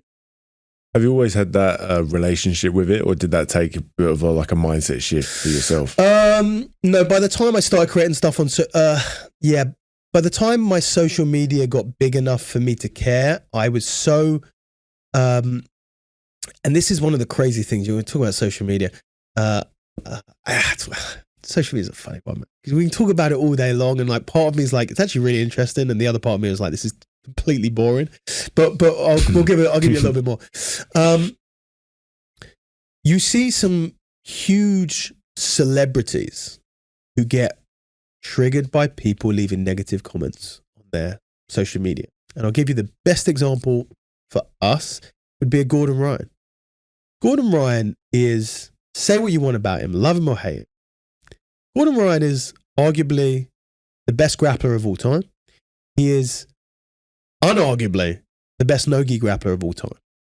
He is a badass. Okay? He really is a fantastic grappler, beating everyone. But if you call him out on his social media, he will respond angrily. And the only way that you can do that, the only way that you react like that is if you have some insecurity about what someone said. You know? If I said that your blue hair looks stupid, how does that make you feel? Non-opinion. Why? I haven't got an insecurity about my... Your blue hair is stupid. What's the obvious one? Your hair's not blue. Oh, right. Well, there's you know that as well. Yeah. You know what I mean? If Yeah. I say you're blue, like, I don't like your blue hair, you're going to go, my hair's not blue. Right. Like, what are you talking about? Yeah. Right? Like, you cannot be triggered by something that you don't believe exists or doesn't exist to you. So in order for me to be triggered by something, there needs to be some belief in there that what you're saying is a reality. You know what I mean? So if you don't have like, I don't care about this. So this is a pigmentary disorder called vitiligo, which I had since I was maybe like 5 years old. And it grows a little bit. It hasn't really grown in many years. And then the hair covered everywhere, so my skin's white underneath. So when I was a kid, I didn't like it. Because when you're a kid, you want to be like, you don't want things that make you going to stick out. I didn't like it when I was a kid, and I had it on my eyelash a little bit, and I would dye my eyelash, 10 years old or something. And by the time I got into my teens, one of the lucky quirks of my personality is that I've actually always quite enjoyed being a bit of an outlier, a bit weird. So the fact that I look different was actually played into my hand great. So by the time I started doing stuff online, I had no sensitivity around how my face looked. Like, I really do not care. You grow up with something as well, like either you have a sensitivity there all your life about it, or you just don't care. And I just don't care. When I tell you that I have probably had, this number's going to sound insane to you, but I have the stats to back it up. Probably 5,000 comments about my mustache. Either it's jizz or coke, or the pussy juice thing is quite funny, to be honest with you. But whatever it is, they are every single day. I feel nothing for any of them, and I don't feel anything that anyone, that's just the individual specific things. But when you're online, you cannot feel that way about anything to do with you. If you listen to something negative that someone says about you online, you can't be online. You can't be there. You're not ready. You know, it's like going into an MMA fight, but you can't be punched in the face. Oh, no, you can't, you know, you're not ready. You got to go back to training. You know what I mean?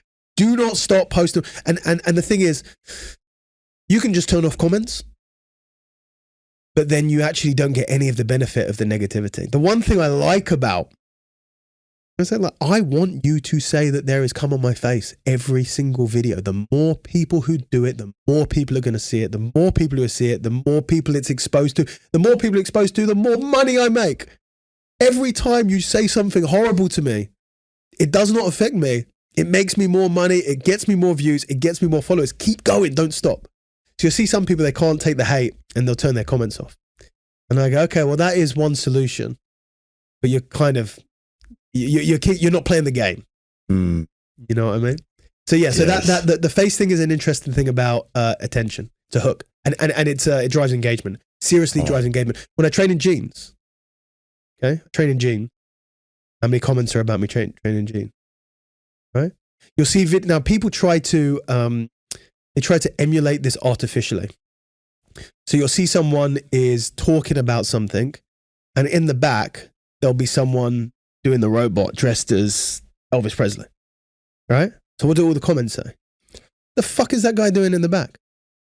Or there'll be a communicator or a content creator, they're talking about something and they make a mistake on purpose. What do all the comments say? They're doing it on purpose to drive engagement. That was my theory once. I was like, have they purposely spelt this wrong so that people comment more? Almost certainly. Yes. The beauty for me is that I just don't have to, it's just there. It's natural. Yeah. You know, the thing that everyone's going to talk about is just my face. Do you know Malibu Pete? He like blew up as a content creator maybe earlier in the year. I haven't seen much of him recently. But he blew up suddenly to like over 1 million or 2 followers. He has a very, very distinct face. Looks a bit weird. What's all the comments about? Crazy face. You know, Brian Johnson, the Liver King. Why did he blow up? Because he looks crazy. These are like all natural, like super strong hooks. And they work much better than saying, you know, making a mistake in the title or someone moon dancing in the background. 100%. And it's so true about kind of like transmuting that negativity into positivity. I mean, we had a clip come out of one of my guests, Ivor Stratford, and he just made the comment and he was talking about his own life. He was like, there are people who work 40 to 60 hours a week and their only enjoyment is getting drunk on a Friday, being hungover on a Saturday and having a bit of time on Sunday. That was it. And I was resistant to posting that because I was like, would people misunderstand it? But I was like, I'm just going to post it. And it just blew up. It just blew up and my amount of followers doubled. And I believe he gained a few as well. And that was just such a great example of like, this is so great. Even though all the comments are like, oh, what do you do then, mate? All this, like so much negativity. And I was just like, this is great because they're just making it more and more popular, exactly as you suggested. And there's another point on that as well. When I first started posting content on my personal channel as well, shorts, when I first started, there was a big fear. Oh, what would people think? The first negative comments I got, which was like, oh, he was like, oh, what a spastic opinion, all of this sort of stuff. All it did was just empower me because I was like, this is great because I like know what I've said has struck a chord, and all it did was just fuel me. But I think it's the fear that kind of like limits that to it.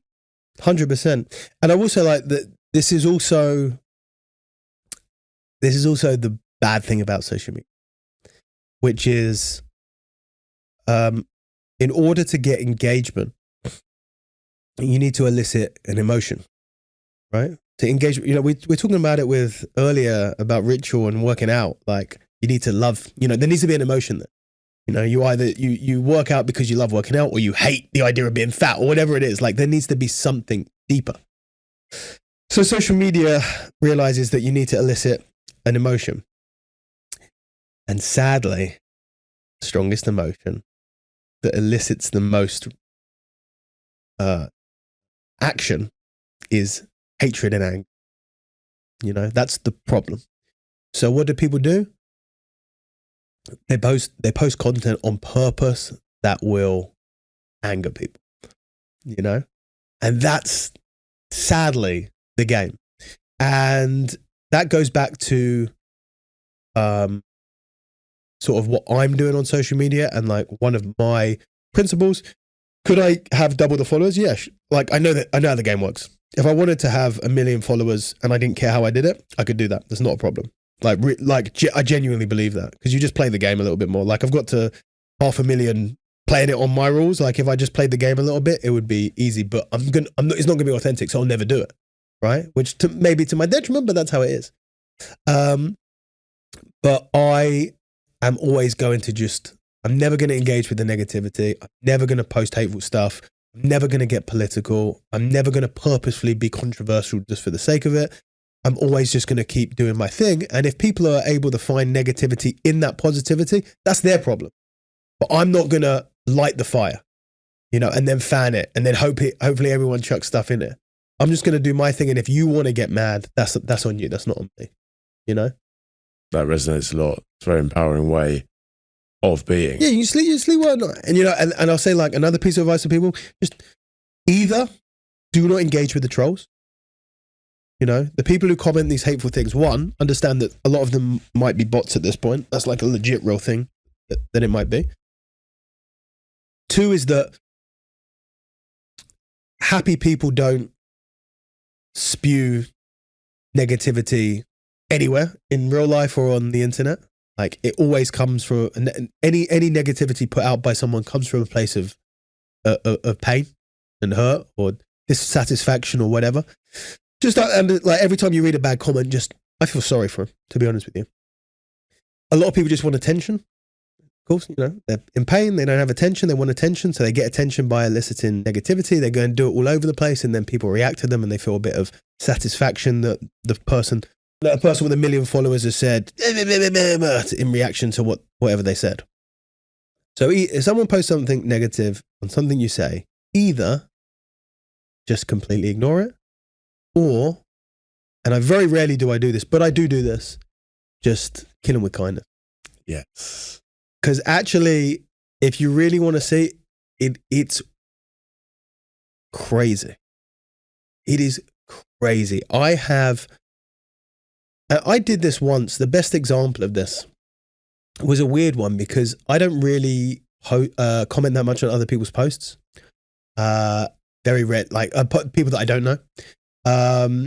And someone sent me a comment on a video from the UFC about Joanna Jędrzejczyk, her final fight. And this guy commented something just like completely unnecessarily, like really nasty about Joanna, who's like a great fighter and seems like a really cool person. I don't know her personally, but she seems cool. And he said something about, you know, calling her names and saying he hopes she gets knocked out. And he had a picture, and his profile picture was him and his young daughter.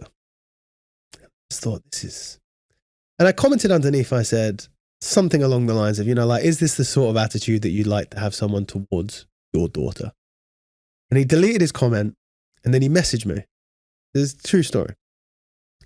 And he messaged me saying, "You're right. Thank you for calling me out on that. I don't know what I was thinking. I'll do better." And you're just like, holy shit. It's the best example.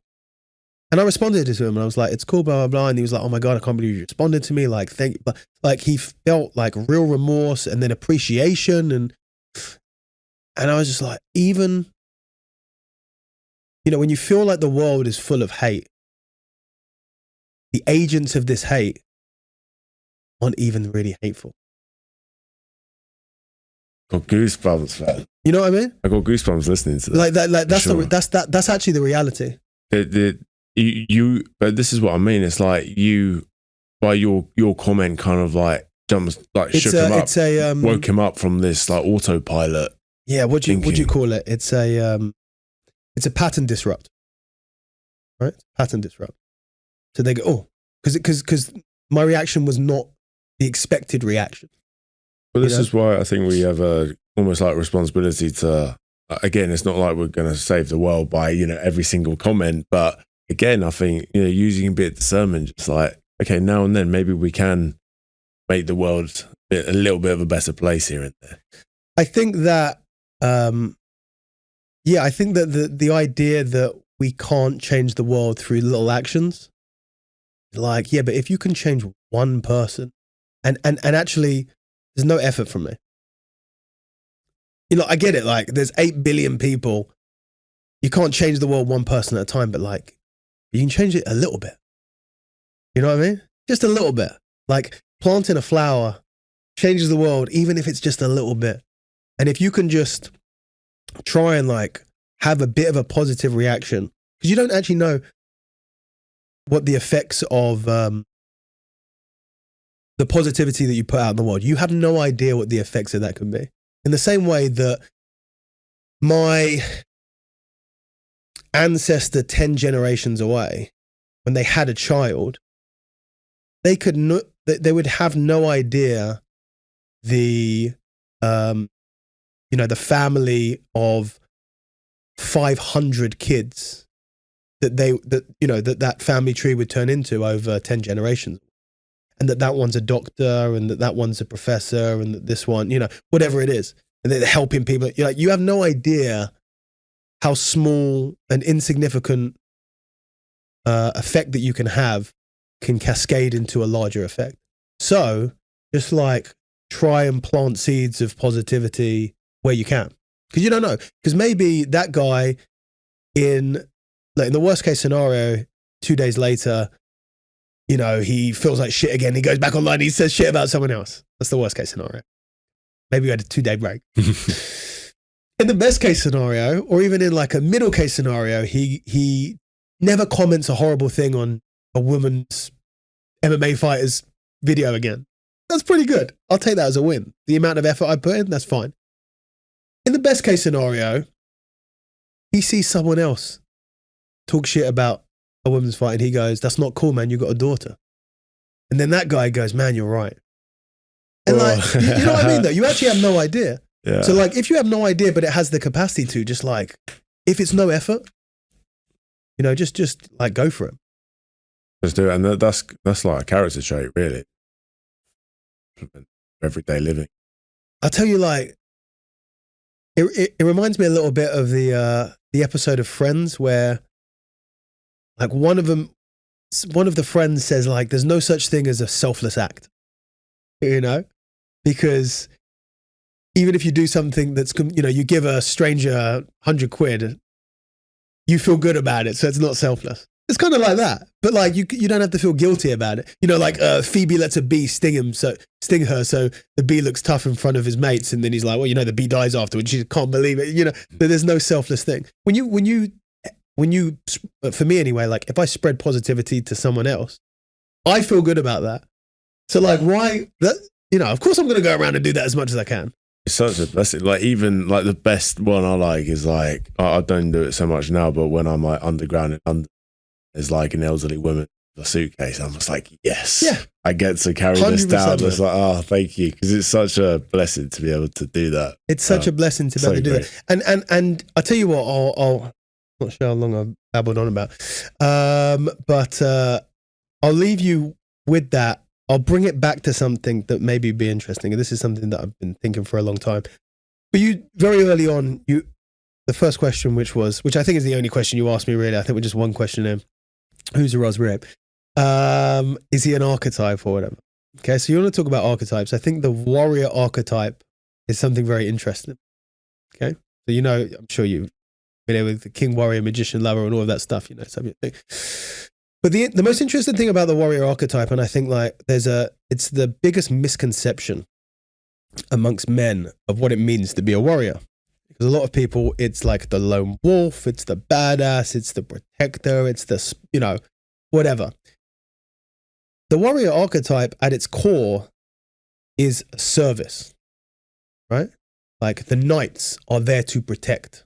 They are there to serve the community, right? Like the warrior archetype is not hitting a punch bag as hard as you can and walking around like you carrying 2 footballs underneath your armpits and like looking tough and mean mugging everyone. Like the warrior archetype is like, I'm going to be strong so that I can help an old lady carry a bag up a flight of stairs. Right? And I'm going to be able to fight because if a drunk person attacks that woman, I want to have the confidence to step in front and say no. You know? Like the warrior archetype, which I feel has been something that has, like, the shadow side of the warrior is such a prevalent part of masculinity in modern society. We're completely forgetting the actual positive side of it, which is like the warrior is there to help society. Like if you go to the gym, you work out, like use it. Like don't use it to, sure, like you can post how much you deadlift on Instagram, but like use it in the real world. Like help someone push their car when, you know, like, and like, it's the same as you. If I see the opportunity to be able to use it, I'm like, this is what I train for. You know, I train to be able to carry my nan's flower pots in when she needs to clean or whatever. So I think that's something that a lot of people don't think about enough. But ultimately, I think like that is the crux of the warrior archetype. So the warrior goes quite deep for me in terms of, it all started at a ayahuasca trip back in 2024. Okay. And that was when that was when I first found warrior. And then I, found the book and got recommended to me. And then I went deep diving into it. And the warrior was what I think a lot of men are really aspiring when they look to kind of change their lives, transform their lives. It is the warrior really where they want to get to, because that's where you alluded to it already, that kind of mission, that purpose, that transcends yourself. And then I think a lot of the stuff falls by the wayside and you're building up all these character traits. And then I came up with the grounded warrior, because I think the warrior can get lost in his mission sometimes and then get lost in the grinding. And then, as you suggested, there's the shadow elements to that. So then I quite liked the grounded warrior where, he's got that sword, but he never quite uses it.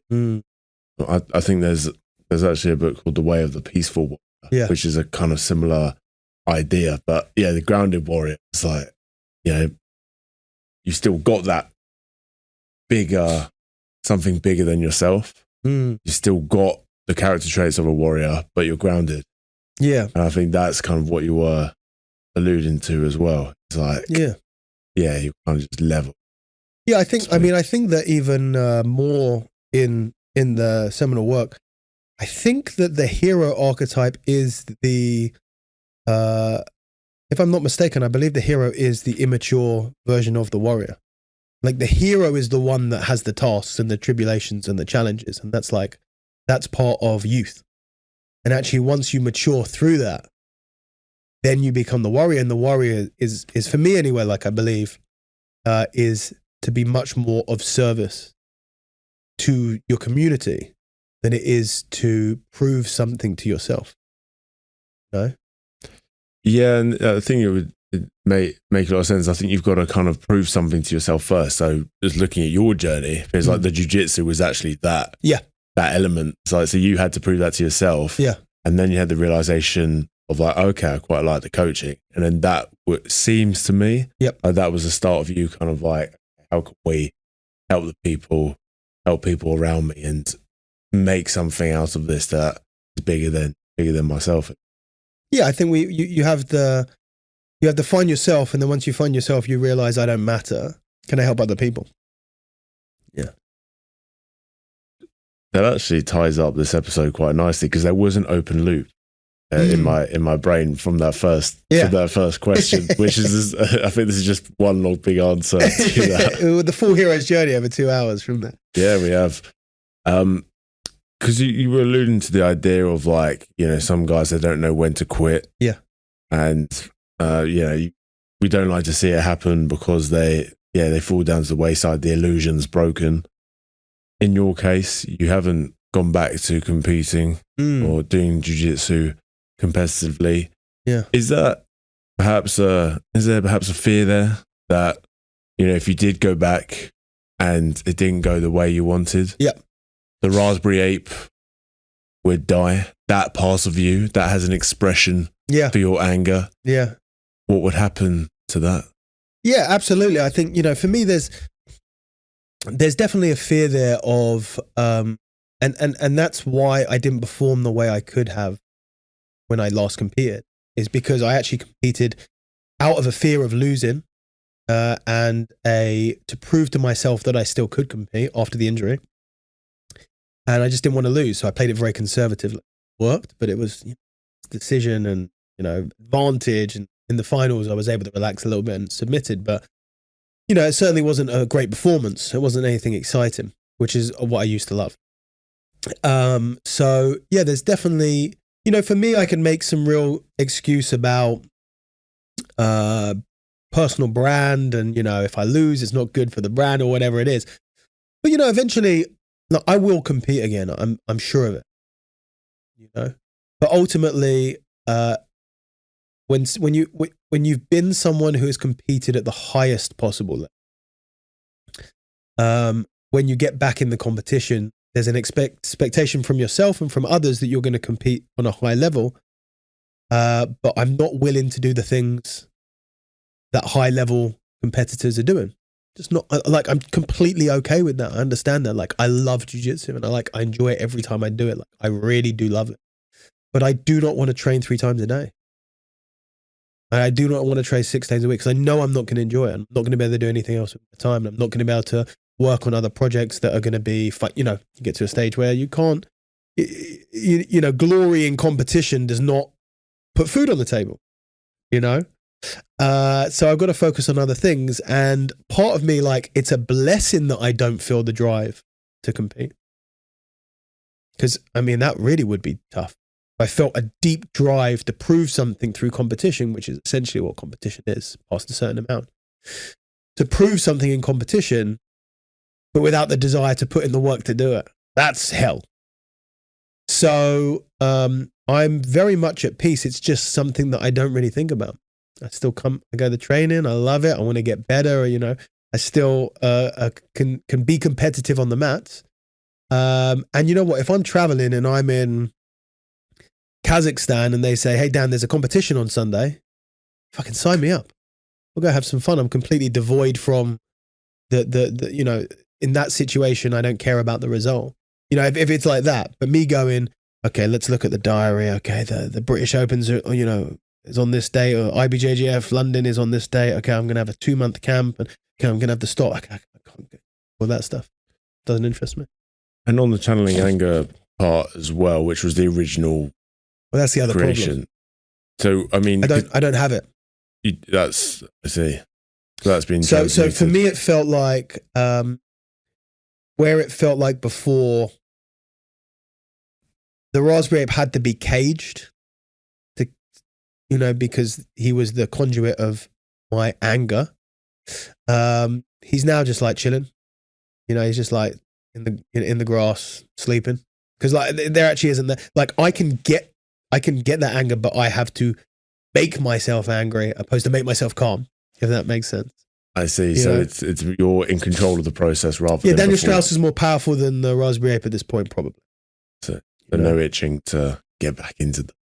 He's not waiting to be reawoken. No, that's it. Yeah, there's not. Yeah. I'd have to pump him for steroids and hit him with a cattle prod a few times and give him some smelling salts and I'd have to really wake him up. And I'm sure I could, but it's not whereas before I felt like he hasn't been for a run in 2 months. I've got to let him out. He's gonna fucking tear the whole place down. Yeah. I wonder if that's just come.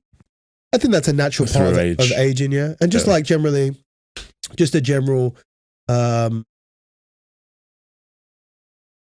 think maturity, aging generally, and just being a bit more at peace with the world. Having worked through all your shit that makes you angry.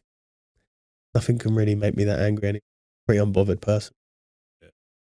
Makes a lot of sense to me, brother. Yeah. We'll dive into the closing tradition of the podcast, the ritual. Okay. As we said, speak. Very simple. 3 questions. Okay. First 2 are routine. They're asked every week. Okay. And let me guess. The third one is someone that the last guest asked? Close. Okay. It's asked by a member of the Growth Voyage community. Okay. It can be a former guest. Sometimes it's a listener of the show. Okay.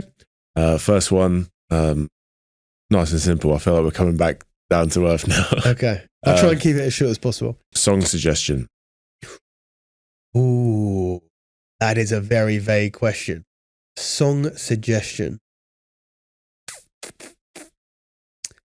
There's a band of Tuvan, which is a Turkic people like the Mongolians, a Tuvan traditional music band called Hunhur-Tu.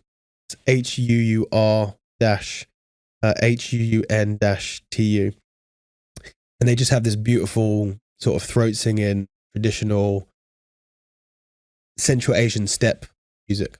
I love it. Yeah, Hunhur-Tu. Yeah, and it's like I'm heading out actually to Mongolia in a couple of weeks' time. That's going to be the next part of my travels. But I've always loved the culture there.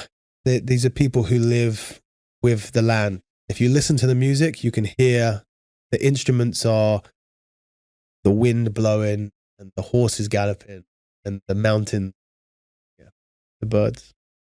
Sounds lovely. It sounds like there might be a part of you that does want to kind of go into the outskirts and just switch off and live in the wild. But does that? Of course, yeah. There is a part. Yeah, for sure. I was sometimes thinking when I'm lifting stuff, it's like, man, I just love to just be lifting logs in the middle of nowhere and just that be my life.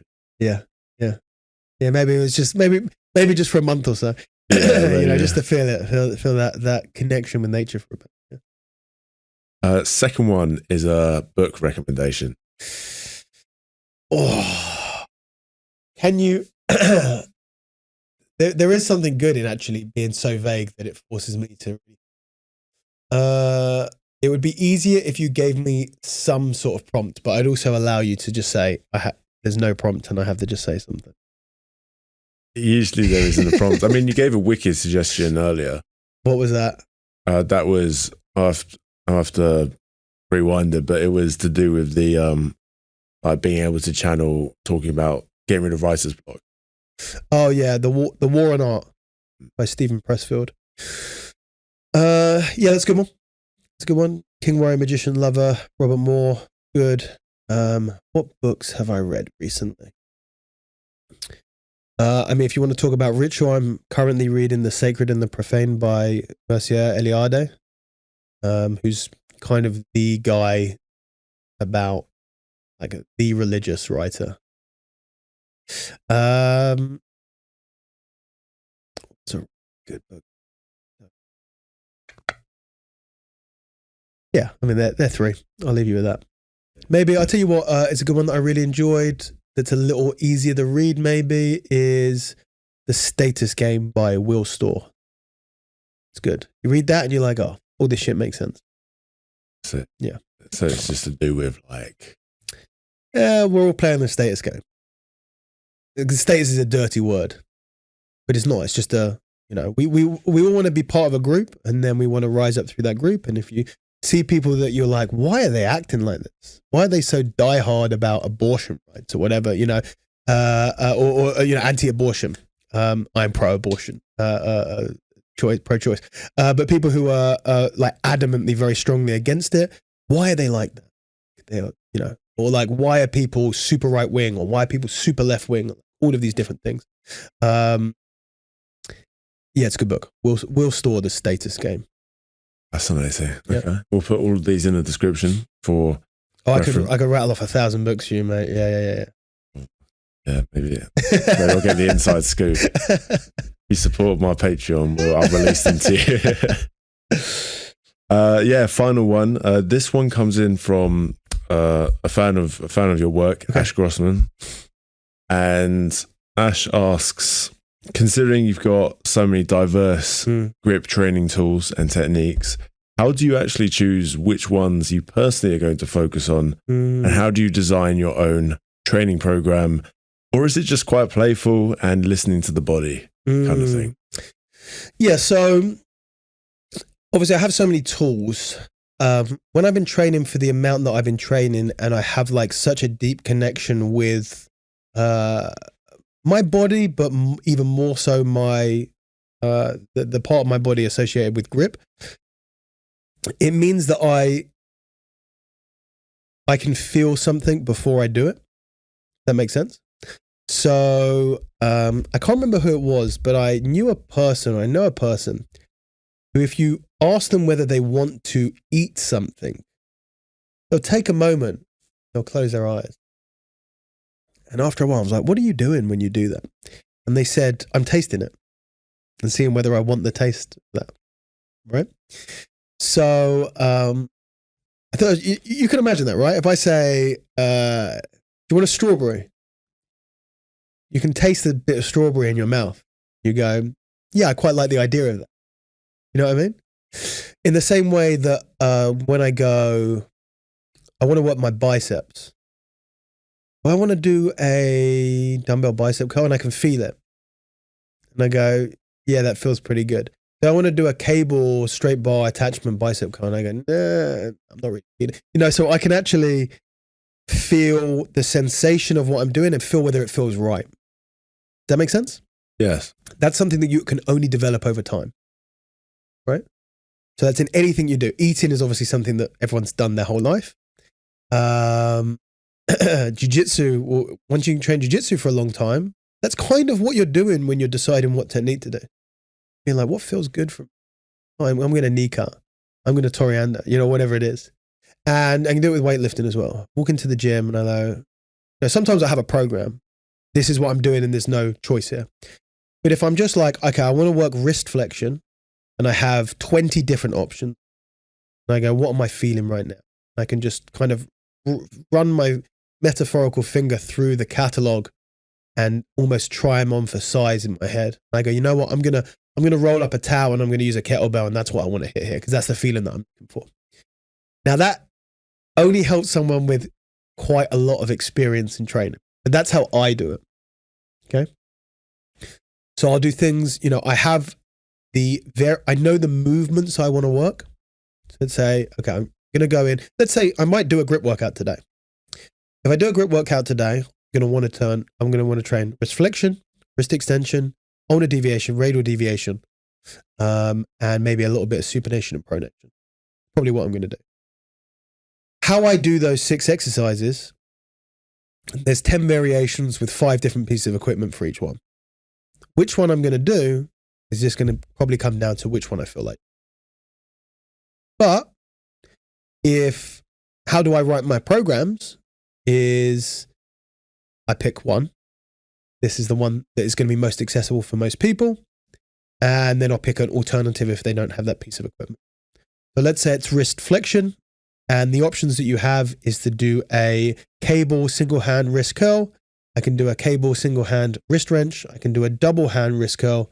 I could do an isometric two-handed hold on the cable. I could do a thick bar or a thin bar or a dumbbell wrist supported wrist curl. I could do a towel rolled up single hand wrist curl outwards, or I could do a two-handed rolled up wrist curl in. You have all of those different options. Or I could do a hang-in, I could do a hang-in country crush, or I could do a country crush on cables. So I have like 10 different options. So for me, I'm just going to feel like what I do on the day. But if I'm writing a program, I'm going to go the rolled up towel with the kettlebell is going to be the best one for most people. So that's what I'm going to put in my program. And if they don't have a towel, I'm going to give them the option of doing a wrist supported dumbbell curl. Done. You hit the movement and you have a selection of that. And I just do that for all of the different exercises. And you can do that for different full body exercises as well, you know? So then the only reason why you go, oh, it's a very loose methodology of training. I go, well, I'm always working all of the movements I need to work. Are there any things that I really, really want to improve? I might go, I really want to improve my squat strength. I go, okay, well, pick a squat and I'm going to pick a sandbag squat. Okay, we're going to do a sandbag squat for the next 2 months. We're going to track the weight and we're going to look to hit progressive overload. And then I want to improve my pulling strength. Okay, we're going to do weight pull-ups. And I want to improve my push strength. Okay, we're going to do barbell bench press. And I'm going to progress all of those and I'm going to track them in my book. And then we're going to work some biceps. Well, I don't care that much about biceps. That one I'll leave up to choice on the day. I'm going to do 3 sets of biceps. I'm going to work my biceps after those other 3 exercises. But exactly how I work my biceps doesn't matter. You know? So you can have this hybrid approach of we've got these exercises that we're going to track and hack. And then we've got these exercises where I'm hitting the same movement patterns, biceps or wrist or calves or whatever it is, neck, torso. But I'm happy to just mix it up and do what I feel like is at the day. And then I push myself to sort of the limit on the day. Yeah. Yeah. Well, that makes a lot of sense to me. I know Ash will love that as a that's a pretty comprehensive answer. That, yeah. He'll love that. Yeah, and it kind of reminds me of what you were saying before about to talk about specialization and optimization. Yeah. And it seems like there will be elements of this stuff, but there's still flexibility in there, and that the sense of a feeling as well. Yeah. If you don't have flexibility in life, it's much harder to find. I resonate with that. Even like the 90-10 rule with your diet. 10% of the time you have the chocolate bar. Whatever. If it's 90% good, 10% is okay. 100%. I think sticking on your diet 100% of the time is less beneficial than 90% of the time. There's so many people who don't understand why I say that. They go, that doesn't make sense to me. But if you understand, you go, no, it is. Because if it's 100% of the time, you're going to start the struggle at some point. But if it's 90% of the time, the chance of you struggling is going to be significant. You've got to have flexibility to break it. Now, if you're training 6 days a week, but every 5 weeks you take a day off, perfect. Even better. Better than not taking a day off, in my opinion. Because it helps with when you give that flexibility. I'll finish with this because it's the best piece of advice for jiu-jitsu that I could give anyone who, again, like whenever I talk, I'm not talking to your top 1%ers. I'm talking to people who want to do jiu-jitsu. You're not being paid to compete in jiu-jitsu. Yeah, the attitude that people have is an all or nothing approach. If you have an all or nothing approach, eventually it will be nothing. Because no human can give all forever. Right? The all or nothing approach, whilst it sounds really badass, sounds super committed, is a fallacy, in my opinion. It is a mistake that people make if you really live by that ethos. Because you'll train all, and then you have a kid. And because you can no longer give all, you give nothing. Whereas the person who understands it's all or something, or they have the kid, they drop down to twice a week for 6 months, then they're still in the game. So then when everything calms down, they can go back into it. But all or something is better than all or nothing. Like you thrive to give all, but you understand that that's not a realistic of a human life. And when you can't do that, you just give something. And it's obviously for like all areas of life, right? It goes for everything. It goes for food. It goes for everything that you do. It goes for business. You do everything you can. Like I'm not telling people not to be ambitious. I'm not telling people not to push themselves. I'm not telling people not to be disciplined. But there are things that are outside of your control. You get injured. And then if you're all or nothing, those little setbacks that life is all about, they can wipe you out forever. And then someone comes back to training 10 years later and they go, man, you're right. I go, I know.